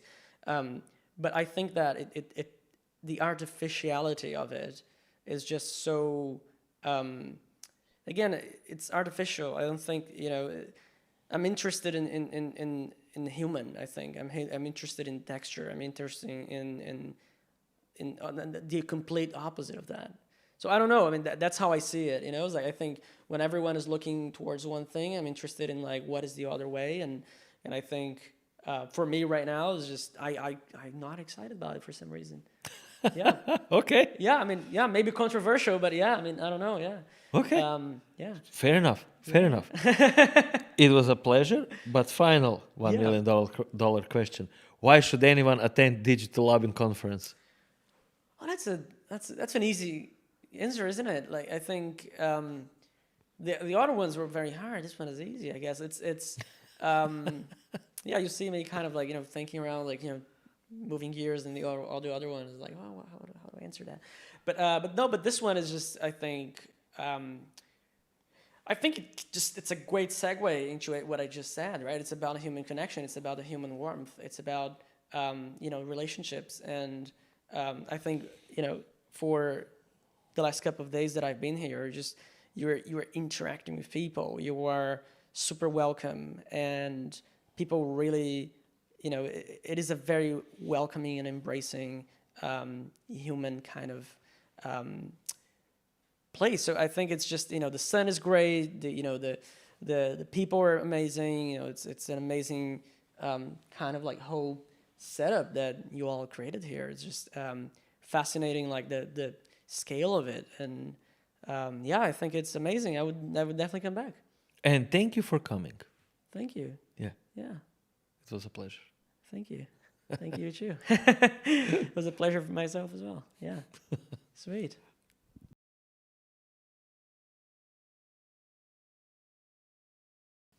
Hey, Joe. Hey. How's Labin treating you? Great. Yeah, we have beautiful weather for this. Can't complain. The conference has been wonderful to see. Sat in on some other talks and then just finished giving mine. So yeah. Hey, and you were talking about automate your process and transform your business with no-code/low code automation. Yeah. So tell us the secret. How should we do it? Well, it depends. I think as a developer, as an engineer, what you really need to care about is how do you spend the most time doing your high leverage work, building your products, building the services that your products need, and less of the time with the business processes that come of that. So as a business scales, what I propose is that you have the lower tech operators be able to do those things, and you have to have the proper tooling in place to do so. So at Stripe, we have my team, technical operations. We sit embedded with engineering, and we focus on reducing that toil, that KTLO work associated with everything that Stripe builds, and also reducing the cost of that by having it move to roles that don't require as much technical expertise over time. Right. So it's all about the efficiency then, and optimizing the processes, the workflow, the all on all levels, right? Yeah. And I think it's a very big consideration is the safety, the tooling, the compliance aspect of it, especially in the payments world. So it's critical that you have all of those things in mind, and by having tools and not relying on someone going to a lot of different interfaces, you're able to standardize those. You're able to set permissions at a more granular level. So it's a good way to lower the risk of how some of your standard processes are run too. Yeah, and you are a worldwide provider, so you have to be compliant with all of those regulations. Yeah. EU, US, Australia, China, you name it. Yeah. So pretty tough world out there. Where are you based, by the way? I'm based in Amsterdam. Oh, okay. Yeah, so my team is global, so we're across every region, and this is a good central location in this time zone, same as here, for me to interact with the teams that we manage. Yeah, that was actually my next question. How do you guys at Stripe then, let's say, how do you collaborate? Which tools do you use? Which processes do you use? How do you tackle the different time zones issues? It's always a challenge. It's always something you have to be very intentional about. I think especially with my team as it's grown, you have to think of how do you take advantage of that overlap of time that different regions have. So when the Europe region is finishing the day, the west coast of the US is just coming online. So we have a few very precious hours, and some important things are keep that time available to meet with those people. Don't take it up with people in the same time zone. So think about where the calendars overlap. Try and share the burden too. I think it's very easy for a lot of companies that I work for that are US centric. It's easy to try and set up meetings for that time zone. But sometimes you're always asking the person in another part of the world to join at an inconvenient time. So sharing that burden, sometimes we'll do it on your time zone, sometimes we'll do it on this other one. So you're not always asking them to do so. And the last thing I would say is there's a lot of conversations that happen outside of the meeting, in the hallways, those sorts of things. And that can be pretty isolating for people who work remote or more in a smaller office maybe. Yeah. So thinking about how you can set up different channels, like messaging channels and things where people can interact and have those conversations, so it doesn't feel like you're only talking about exactly what's in the meeting and don't have a chance to interact on other things. So I think that social aspect and setting up the forms for that is very important, so the team feels comfortable for each other, along with having coffee chats or informal meetings. Have a lunch hour, happy hour meeting with someone. Don't talk about work, just talk about life, and try to reduce the chance of only talking to them during the work meetings, because the more you can build those personal connections and get to know your teammate, understand how they think, the better you can work together on the more crucial work things too. So I think it builds a good culture of trust and place where people feel like they can support each other and work together more smoothly. Yeah. And that is also one of the factors, isn't it? When we talk about the holistic approach, because the end goal of you guys is, as you have mentioned in your presentation, low code / no code. And in order to do that, you have to consider a hell of a lot of things. And it's obviously easier when you have a good relationship with all of the stakeholders. So how do you tackle that part? I mean, you have to wear many hats in your line of work, right? Yeah. I think with technical operations, we handle the edge cases of the edge cases. So it's like the very weird things that go wrong. So oftentimes, if you're a Stripe user and you write into our support, they'll look into the issue, they'll try to fix it. If they find that it's within our product ecosystem, they can likely solve it or find a team to solve it for you. But if you get deeper down the stack to where there's something that's broken or went wrong at the payment integration level, so with our back-end payment systems and the partners. Right, all third parties. Yeah, exactly. That's where our team will step in, and it's kind of that top-tier escalation point and start to investigate with the partner. So I think there's not only within the team, but also we have a lot of downstream operational teams who are reliant on what we build and what we do. And really, building the trust with our team is one thing, but getting them to understand what we can do to help them, how we can help them. I think it ultimately comes down to that, because in an ideal scenario, we're empowering everyone at the first line of write-ins and questions from the users to solve issues, so that users don't have to wait, so that they have more knowledge, and it doesn't risk anybody's funds getting delayed or having a problem with them. So I find it very important to say, it's about like getting the ability to solve those problems downstream as much as it is reducing the cost of having engineers run those integrations. Because typically, if it reaches engineering, it has now gone through a number of levels of investigation, and that's all time that's adding up, where the user may not know what's going on with their funds, or may not understand what the product functionality that they're seeing. And how does then this particular part affect the seniority? Because you cannot have senior software engineers, senior architects on every single project, because then they will, die probably in a couple of years. Yeah. How do you tackle those types of resources? Yeah. The best, let's say, example would be which is a project for a junior team member or mid and senior. Yeah. Do you have like a process there which other companies may apply? Yeah, I think one thing that comes to mind, and this is especially important as you scale, is getting the information out of people's heads. Because a lot of the times, the people who have been at a company for a long time, and maybe the only person who handles the customer inquiries or a specific aspect of the business processes, it's very easy for them to just know how it works, not write it down, not document that. So to some degree, I think the documentation internally is very important, so that there's a standard process and knowledge base. Because then, regardless of level of seniority and experience, you can trust that people are able to find those documents and apply a standard process, and also find context on why we have to do those things.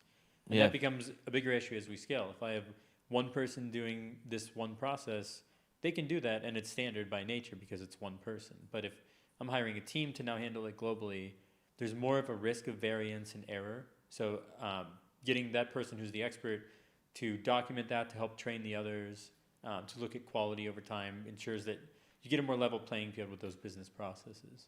And ideally, the level of technical expertise or seniority shouldn't play a major role in if someone can resolve the issue, because the tools exist, because the documentation exists. But it takes a lot of intentional effort to make sure that's true. Yeah.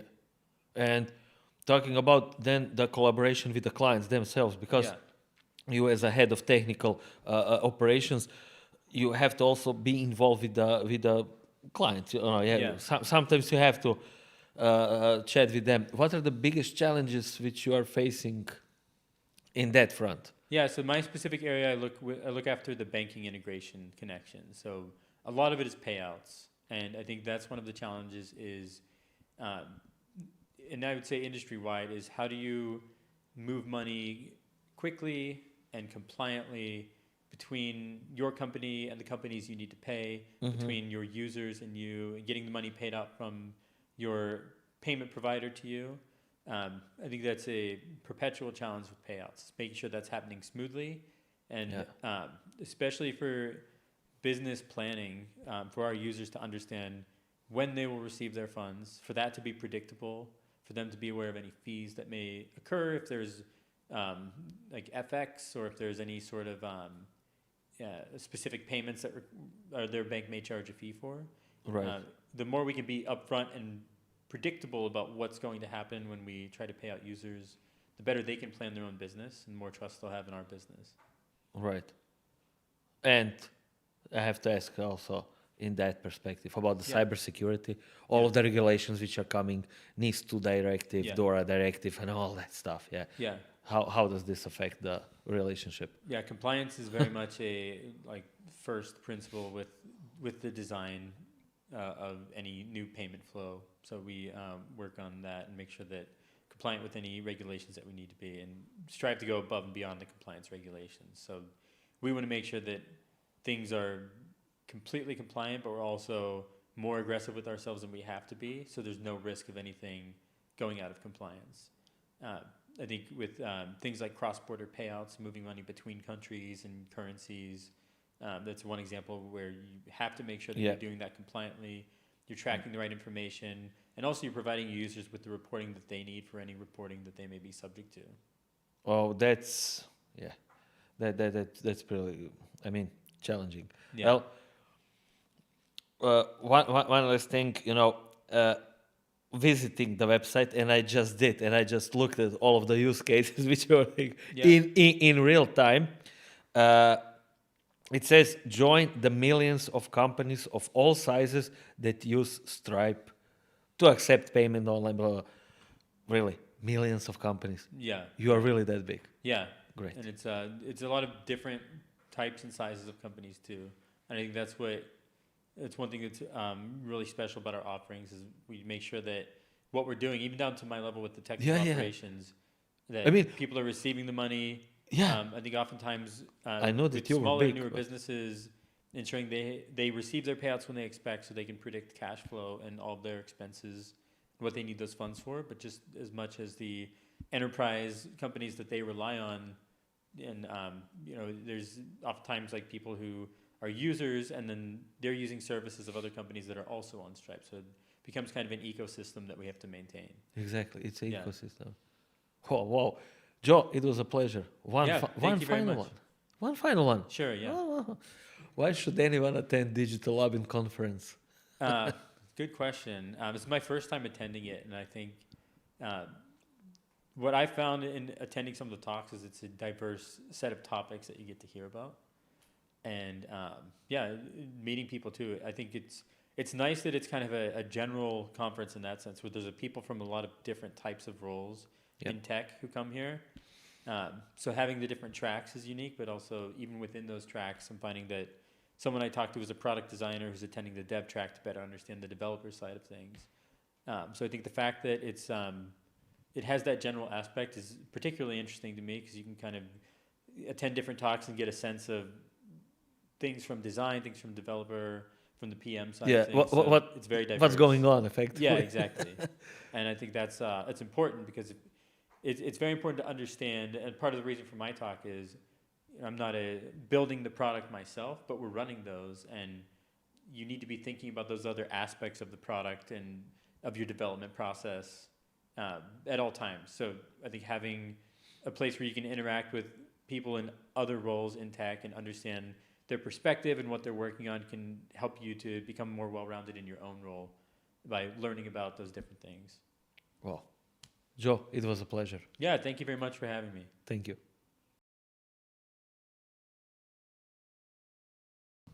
Hi, Jurica, welcome. Hello, Dino. Thank you for being here. How is Labin treating you? Awesome. We hope that we will stay tomorrow also here. Okay, yeah, it's going to be a pleasure. So, you are a business owner and a creative director. How do you juggle between those two roles? Yeah, I don't juggle. I don't do it. Now, if you ask me personally, I'm much more of a creative director, basically UX UI designer. I like to do Figma stuff. I like to jump in a Photoshop, Adobe creative stuff. If you ask me about CEO, yes, I also do that. I started from the scratch. But I'm not the guy who are really great about, can you pay the invoice? Can you jump now for a meeting? Can you come to us and explain what is wrong and what's not good? About deadlines and that kind of stuff. But yeah. You have other people for that. I have 2-3 hats on my head. But yeah, right now I have much more people that are doing accounting, project management, and that kind of stuff. But still, there is some kind of responsibility as a CEO, handling also the people and the whole team. But if you ask me, I like the night shifts, turning on the Figma and playing the music and design stuff. That's your passion. Great stuff. Yeah, great stuff. And you have branded and rebranded a lot of companies. When you work with a client, how does the process of the collaboration work? How do you guys enable the chemistry? Yeah, we in agency we have that like 4D, which is like first characters of the phases that we have. But I will say that the most important phase, it's called discovery, as everybody called it. But here, today I talked with Immersive Garden here in Digital Labin, and they say they have this client DNA. To understand the client DNA, which is really important, first of all, to understand them and where they are now, what they are communicating to the clients, to the target users, and where they want to be. Most of the time, people want to be somewhere on the digital, and say, okay, we want to switch, we want to change something, we want to talk more profound or in any kind of way. So first of all, we want to catch that kind of glimpse of the spark of the communication and what they want to become.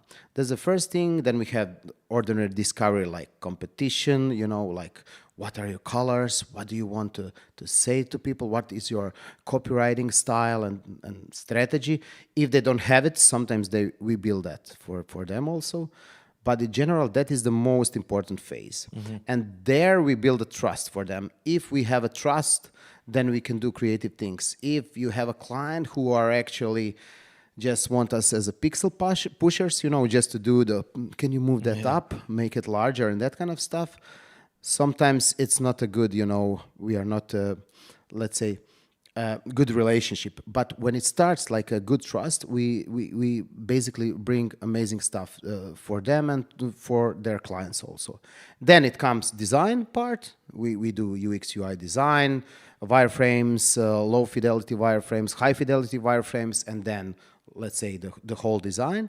After that is accepted, if we are talking about some web project or web application or websites. After that is accepted, we jump to the web development, which is like basically front-end development. And also we are doing either parallel or in another phase, back-end development, which is like building CMS, analytics, growth and performance, and that kind of stuff.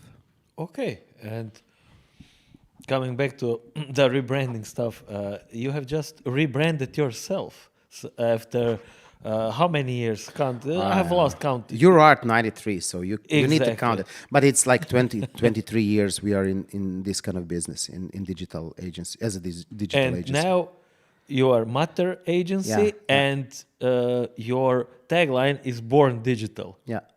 Because we are really born digital. 80% of our business is digital, 20% is like logotypes and some kind of branding and maybe print out of home stuff. But in general, we are a digital agency. We are thinking in native digital way. Speaking of rebranding, it was like 2 years rebranding, maybe more. We wanted to say that we inherit that EuroArt name, so we said, okay, maybe it's not anymore so cool. We are creative agency and we are calling ourselves like EuroArt 93, which is not like some funky name. And then we spent like 2 years thinking, maybe 1 year only thinking about name. Can you imagine that? And then at the end, we said, okay, we will call ourselves Mother, like Mother. For English clients, for lots of, European clients, we will call ourselves Mother. That is something that we are. We take care about our clients. We are nice. We always said to our clients, what do you need? We'll help you. We are like Mother. And right away, when I wanted to buy a domain, I said, guys, that's it. We are going to have, some nice billboards with the mothers and everything. And I wanted to buy a domain, and right away I saw that it's occupied with one of the largest marketing agency in the world called Mother, from London, Singapore, New York, Paris, and that kind of stuff. So we said, okay. And then we just switched to the Matter. So that's a short thing about why Matter. Okay. And being born digital, how do you see the digital world is or will evolve in the next couple of years? Let's say in 1 year and in 3 years. I think it's always evolving. It's always evolving. Right now we had so many presentation about AI, where it's going to be. And right now I see some kind of like, that we finally get this peak of AI and creativity, and much more we will use this as just a normal tool, and we will use these tools like create some kind of some stuff, but still humans will be behind of those, let's say, machinery, and create those AI stuff. So it's always some new. There was also metaverse today. There was a presentation when the guy said, okay, this is a metaverse, we will now jump it to the garbage, because probably it ended really fast, But still some kind of VR, AR will exist, not in a major way as we expected. And AI will be present here. It's still now, the majority of the thing in agency that we are doing, we are using also AI for the copywriting, even for 3D elements, for Blender and that kind of stuff. So it will be present all the time here. Mm-hmm. And on the client side, do you think that all of those tools, especially AI tools, like all of the usual suspects, like ChatGPT, do clients use them? Does that help them as well? And how do you then collaborate with? I think that they are using that, especially the ChatGPT. Maybe not so much of the Midjourney, but for example, when we are doing some kind of, let's say, discovery phase or some kind of mood boards for the clients, our first mood boards are basically for the mid journey. So we give them some ideas and say, guys, this is somewhere where we see you in the next, let's say, website.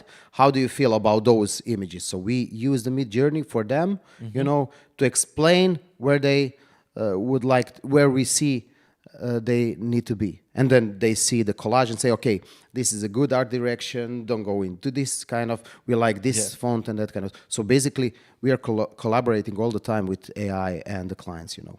But it's helping. As you have said, you need to know the client's DNA, and then AI is here to help. Sure, yeah. Great stuff. One last question before we kick off. Why should anyone attend Digital Labin conference?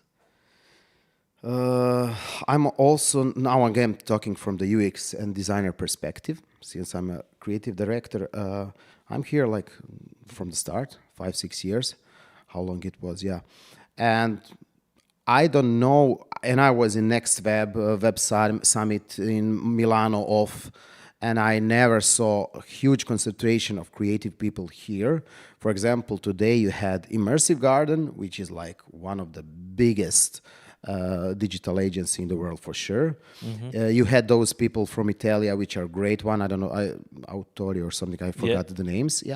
And you have now the Reason or Resin, the guy, the Bruno from Resin, which it's amazing. You know, you see in Croatia, in Istria, in Labin, the biggest names in worldwide digital agencies. Don't forget Booking.com. Don't forget of course. Stripe. As I said, I'm not in development part of but the designers are awesome. You know. Okay. Yeah. Great stuff. Thank you, Jurica. Thank you, Dino.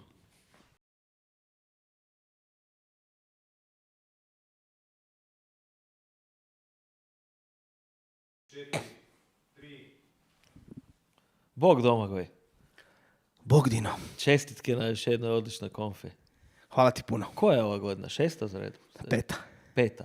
Ali jubilarna. Bila je koronaška pauza. Koronaška pauza od 2 years. 2 godine smo preskočili. Dobro, treba malo da uhvati tempo. Da. To je okej. To je sve okej. Podijeljena je u 2 dijela. U petak su masterclassovi, u subotu su predavanja i to čak u 3 treka. Tako je. Dosta intenzivno, jako puno ljudi. U svojem si uvodnom govoru, i to mi se najviše možda dopalo od svega, spomenuo volontere. Imate jako puno volontera, imaš onako mašineriju ljudi koja radi na tome. Sad, koliko je zahtjevno organizirati jednu ovakvu konferenciju? Pa iskreno da ti kažem, znači ako je teško voditi firmu i biti poduzetnik i voditi neku agencijski posao i tražiti klijente i developat projekte i deliverat, a ja ne znam šta mi je ovo trebalo sve skupa. Znači, organizirati event je baš, to je jedan poseban svijet, jako je izazovno. Puno je detalja koje jednostavno ti ne možeš predvidjeti osim ako to ne radiš. Ti moraš to krenuti raditi i mi smo sad, znači, 5 godina organiziramo konferenciju. Ja mogu reći da ove godine smo stvarno, neke stvari su prošle smooth, da smo naučili od 5 proteklih godina i da nismo ponovili te greške. I još ima prostora za poboljšanje. Tako da 6. će vjerojatno biti opet još bolja. I uvijek uvodite neke novitete, neke novine koje onda uspijevaju poput ovog podcast stage-a. Ovo mi je vrhunski.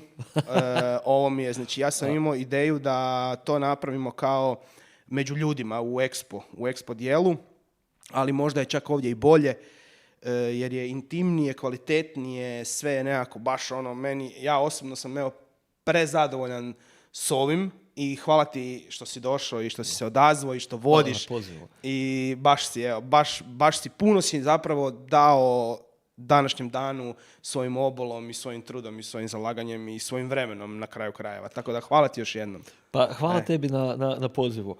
Da se malo taknemo same ovoga agende, pa ćemo se onda taknuti malo govornika. Jako puno se govori o podacima. AI je već postao, ima priče o AI-u, ali to je postalo ljudima dosadno. Ali podaci, gledaj podatke, na temelju podataka napravi dizajn, napravi development, kompletan UX pristup za ljude. Ljudi to rade za ljude. I imam osjećaj kao da predavači kad govore svi zapravo imaju tu istu notu. Dajte počnite raditi stvari za ljude. Triple D, data driven decisions. Tako. Pogotovo u nekakvom, ajmo reći, mi smo kao tvrtka Lloyds Digital jako ušli u taj e-commerce svijet. Tu biš trebao biš gledati podatke, trebao biš donositi odluke putem podataka, ali ne samo mi kao developeri, kao tvrtke koje se bave razvojem, nego mi moramo razviti i omogućiti tehnološki da naši klijenti to mogu. Jer klijenti najčešće nemaju podatke na pravom mjestu, ne znaju gdje su im podaci, nisu im podaci ažurirani, nisu dostupni, nisu skalabilni, nisu oplemenjeni kako trebaju, nemaju opise, nemaju tagove, nemaju neke stvari. Ti ERP sustavi su jako zastarjeli, teški, nemaju API-e. I onda ti moraš zapravo danas kad ideš raditi nekakav projekt, zapravo user experience, user interface, onaj design, onaj client facing, doćemo do toga. I tu nema filozofije. Košarica je košarica, checkout proces je već toliko poznat. Ajmo se mi pozabaviti tvrtkom i gdje su joj podaci, šta ona ima, da li je digitalizirana, da li ima softvere za računovodstvo, knjigovodstvo, ERP, warehouse management. Kako je Jurica rekao, uči u client's DNA. Da. I stvarno je. I onda stvarno, evo, ja sad još budem više to pokušao raditi u 2025. Ali tu onda se vide kvalitetne firme od manje kvalitetnih, one koje zapravo idu taj, ajmo reći, from the back. Ulaze u firmu, snimaju proces, gledaju kako i onda implementiraju to u nekakve svoje middleware softvere i onda rade nekakva rješenja. Tu je zapravo ključ. I tu mi možemo pružiti puno kao agencije. Da, mislim da je to way to Znaš go. koji je ti tu seksi San Francisco buzzword za to? Da. Digital plumbing. Plumbing? Jer ako ti pušta voda kroz jednu cijev, onda nemaš, ne ide ti voda, pa nemaš svoje podatke, pa ti nije Ok, dobro. Ali nije toliko sticky, pa nije toliko cool, znaš. Da. Ok, stvarno su došla neka velika imena, evo tu su sjedili, znači ljudi koji su mid top management u jakim svjetskim agencijama, pa onda tu imamo i ljude iz stvarno strašno jakih brendova poput Booking.com, Stripe, da je sad sve ne nabrajamo, nekoga ćemo sigurno zaboraviti. Kako si došao do njih? Pa evo, stvarno, Digital Labin je već pomalo postao brand na način da predavači nas promoviraju. Uh-huh. Dakle, prošle godine je LinkedIn gorio od postova gdje Lokomotiv se zahvaljuje da nisu bili na takvoj konferenciji nikad nigdje, a oni su 6 godina za redom AVV Agency of the Year, buraz moj. Da. I u Amsterdamu su stalno, i u Valenciji su stalno, i u Londonu su stalno. I dođu u fucking Labin u Istru i kažu da je brutalno. Znači, to ne znam kako, ne znam zašto nešto mi tu radimo, taj naš hospitality dio, valjda njih oduševi, jer se pobrinemo o ljudima da su nam gosti. Došli su u našu kuću, došli su u naš dom i sad su naši gosti. Mi se prema njima tako odnosimo, nisu nam samo neki tu sad spikeri. I onda tako da su oni su nam dali veliki push, promoviraju nas i onda ja kroz te svoje, ajmo reći sad već kontakte, pošaljem mail, jel biš me mogao spojiti i dosta, pošto na programu radim praktički samo ja. Onako se širi to. Grana se fino. Grana se i ja imam već sad u glavi kog bi volio dovesti iduće godine. I ja ću vrlo vjerojatno sad večeras na after partiju se zapit na šanku s ovim iz Stripe-a i ja već znam koje ću ga pitanje pitat poslije 3. medice i on će me vjerojatno spojiti s tim ljudima koji meni trebaju za iduću godinu. Joe djeluje kao takav tip. Tako da, to je sad, ali u početku je to bilo, jednostavno sam poslao mailove. Dan Klaver iz Built in Amsterdama, Dog Studio, jednostavno sam poslao mailove, hey guys, radim konfu, jel biste došli? I oni su se svi odazvali. I onda smo, sad već gradimo to word of mouth. Super. Jako je to lijepo. To što si rekao, to To su rekli Camilla i Filippo iz Adoratoria studija, Upravo koji je ono tako. najnagrađivaniji studio čovječe u dizajnu, da se baš ono osjećaju kao doma. Ali to isto čujemo i od polaznika. Znači i ljudi koji su došli, koji sjede u auditoriju, ne spikeri, nego baš polaznici konferencije, i oni daje isti feedback. Osjećaju se dobro. Sve onak nekak domaćinski, nije uštogljeno, nema bodala koje ti skaču za vrat. Ima onak nekakav šmek. Jako mi se sviđa da to je sve što govoriš. I šta ja znam, mogu samo reći hvala puno svima što to govore. Ja se u jednu ruku slažem s tim i mislim, to je, svi mi nešto gradimo i kad nešto gradimo želimo da to izgleda na neki način i to je zapravo ekspresija ili ti doživljaj svega ovdje na ovoj konferenciji je zapravo kakvi smo mi. Da. Kao tvrtka, ja kao CEO, kao direktor, kao founder, kao osoba.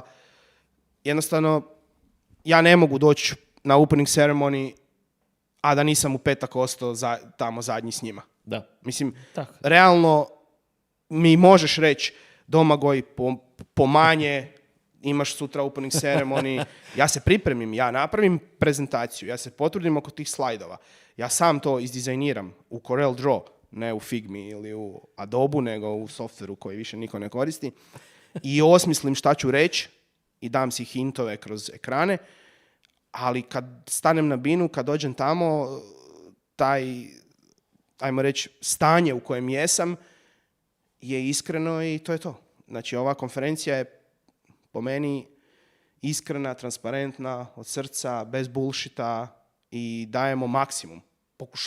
Pokušavamo dati maksimum svima da svi dobiju sve što treba. Gle, a ono što ne znamo, jer naravno ne možemo znati ako nismo tamo nazočni, su masterclassevi. Kako su oni prošli jučer? Brutalno, stari moj. To je spektakl bio. Jako sam zadovoljan. Mi smo te masterclassove radimo od prve godine i dosta smo imali problema i poteškoća jer smo ih organizirali u gradskoj knjižnici, u školi, u dvorani. Ručak smo improvizirali, doručak je bio dođe Leo iz Velo Cafe i donosi plamenike i mi radimo ljudima free taju vani, u dvorištu škole. Mi smo otišli lijepo sad u hotele Maslinica, u Rabac. Lijepo smo uzeli 5 dvorana. Lijepo smo imali ručak, coffee breakove, njihovo ugostiteljstvo. Ne može ništa pobijediti infrastrukturu. Tako je. Kad ti imaš to, stari moj, ti si riješio sebi sve. To je bilo toliko smooth, toliko predivno. Ima jedna slika iz drona svih polaznika na stepenicama. Predivna, baš je na Instagramu. Jednostavno, pun pogodak što smo to preselili dolje u hotele, a Rabac je brutala. Znači, to je biser Kvarnera, kako je rekao danas Tulio Demetlika na otvaranju. Stvarno, znači, predivno mjesto, predivno more. Hoteli Maslinica su samo more. Imali smo VIP speakers dinner do mora, tamo je kamp predivan, tako da, evo, iduće godine definitivno ponavljamo, pokušat ćemo, valjda ćemo se dogovoriti, nismo ništa, sve je prošlo super. Da, after party je bio odličan. A i danas nas čeka? Danas je lamparna. Ali baš je bilo jučer onako, jednostavno kad si ti uz more i kad ti gledaš u more i plešeš ili pričaš ili drugačije. Potpuno i naravno morate malo posrati vrijeme. Jer da je bila kiša i da je bilo bura, ne bi to bilo to. Konferencija bi bila u nekom zatvorenom prostoru, bilo bi ok, svi bi rekli da je super, ali moraš imati malo sreće. Gle, drago mi je da si mi napraviš šlagvort za zadnja 2 pitanja. Prvo je da povežemo sad to što si rekao, infrastruktura. Kad je infrastruktura, bit će dobra konferencija. Vratimo se na početak. Ako imaš dobre podatke i dobro smještene podatke, onda možeš raditi na razvoju digitalnih proizvoda. To je to. To je jedno te isto. I sad, pitanje za $1 milijun i tebi, ne možeš ni ti to izbjeći. Zašto bi neko trebao biti na Digital Labin konferenciji? Na Digital Labin konferenciju trebaju doći samo i isključivo ljudi koji vjeruju u kvalitetu i koji žele doći tu i čuti nešto fakat jebeno. Znači, kod nas nema tema koje su, ne znam koju bi riječ uopće upotrijebio, teme su ozbiljne, to su ljudi koji su vrhunski profesionalci, to su tvrtke koje su stvorile nešto što je ono remarkable ili ti my humble opinion da kad to gledaš moraš se diviti tome i moraš reći ono jebeno svaka čast. Da. To su brendovi koji su top u svojoj industriji, ljudi znaju o čem pričaju i možeš samo naučiti nešto. I ne moraš niti naučiti sad baš ovaj tren. Dovoljno je da se inspiriraš. Da se osvijestiš. Dovoljno Kasnije ćeš ti googlati, tražiti način. Tako je. I nakon toga, naravno, ljudi koji vole dobru klopu i ljudi koji vole besplatan alkohol.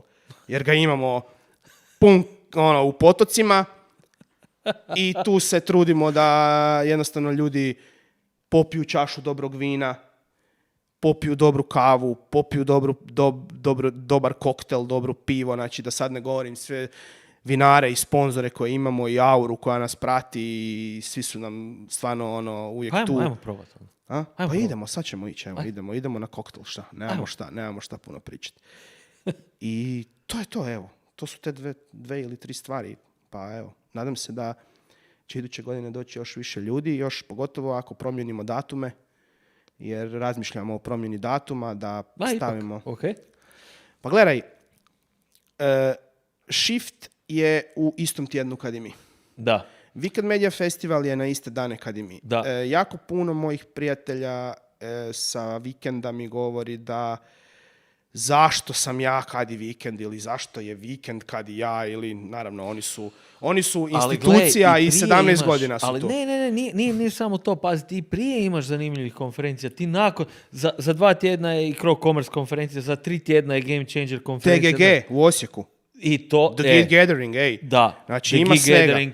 Tako je. Ali želim reći da nisam osoba koja volim promjene i nisam tvrdoglav. Nisam stubborn da ću sad biti glup, nego jednostavno vidim da možda je tjedan prije zašto mi ne bi bili 15.9.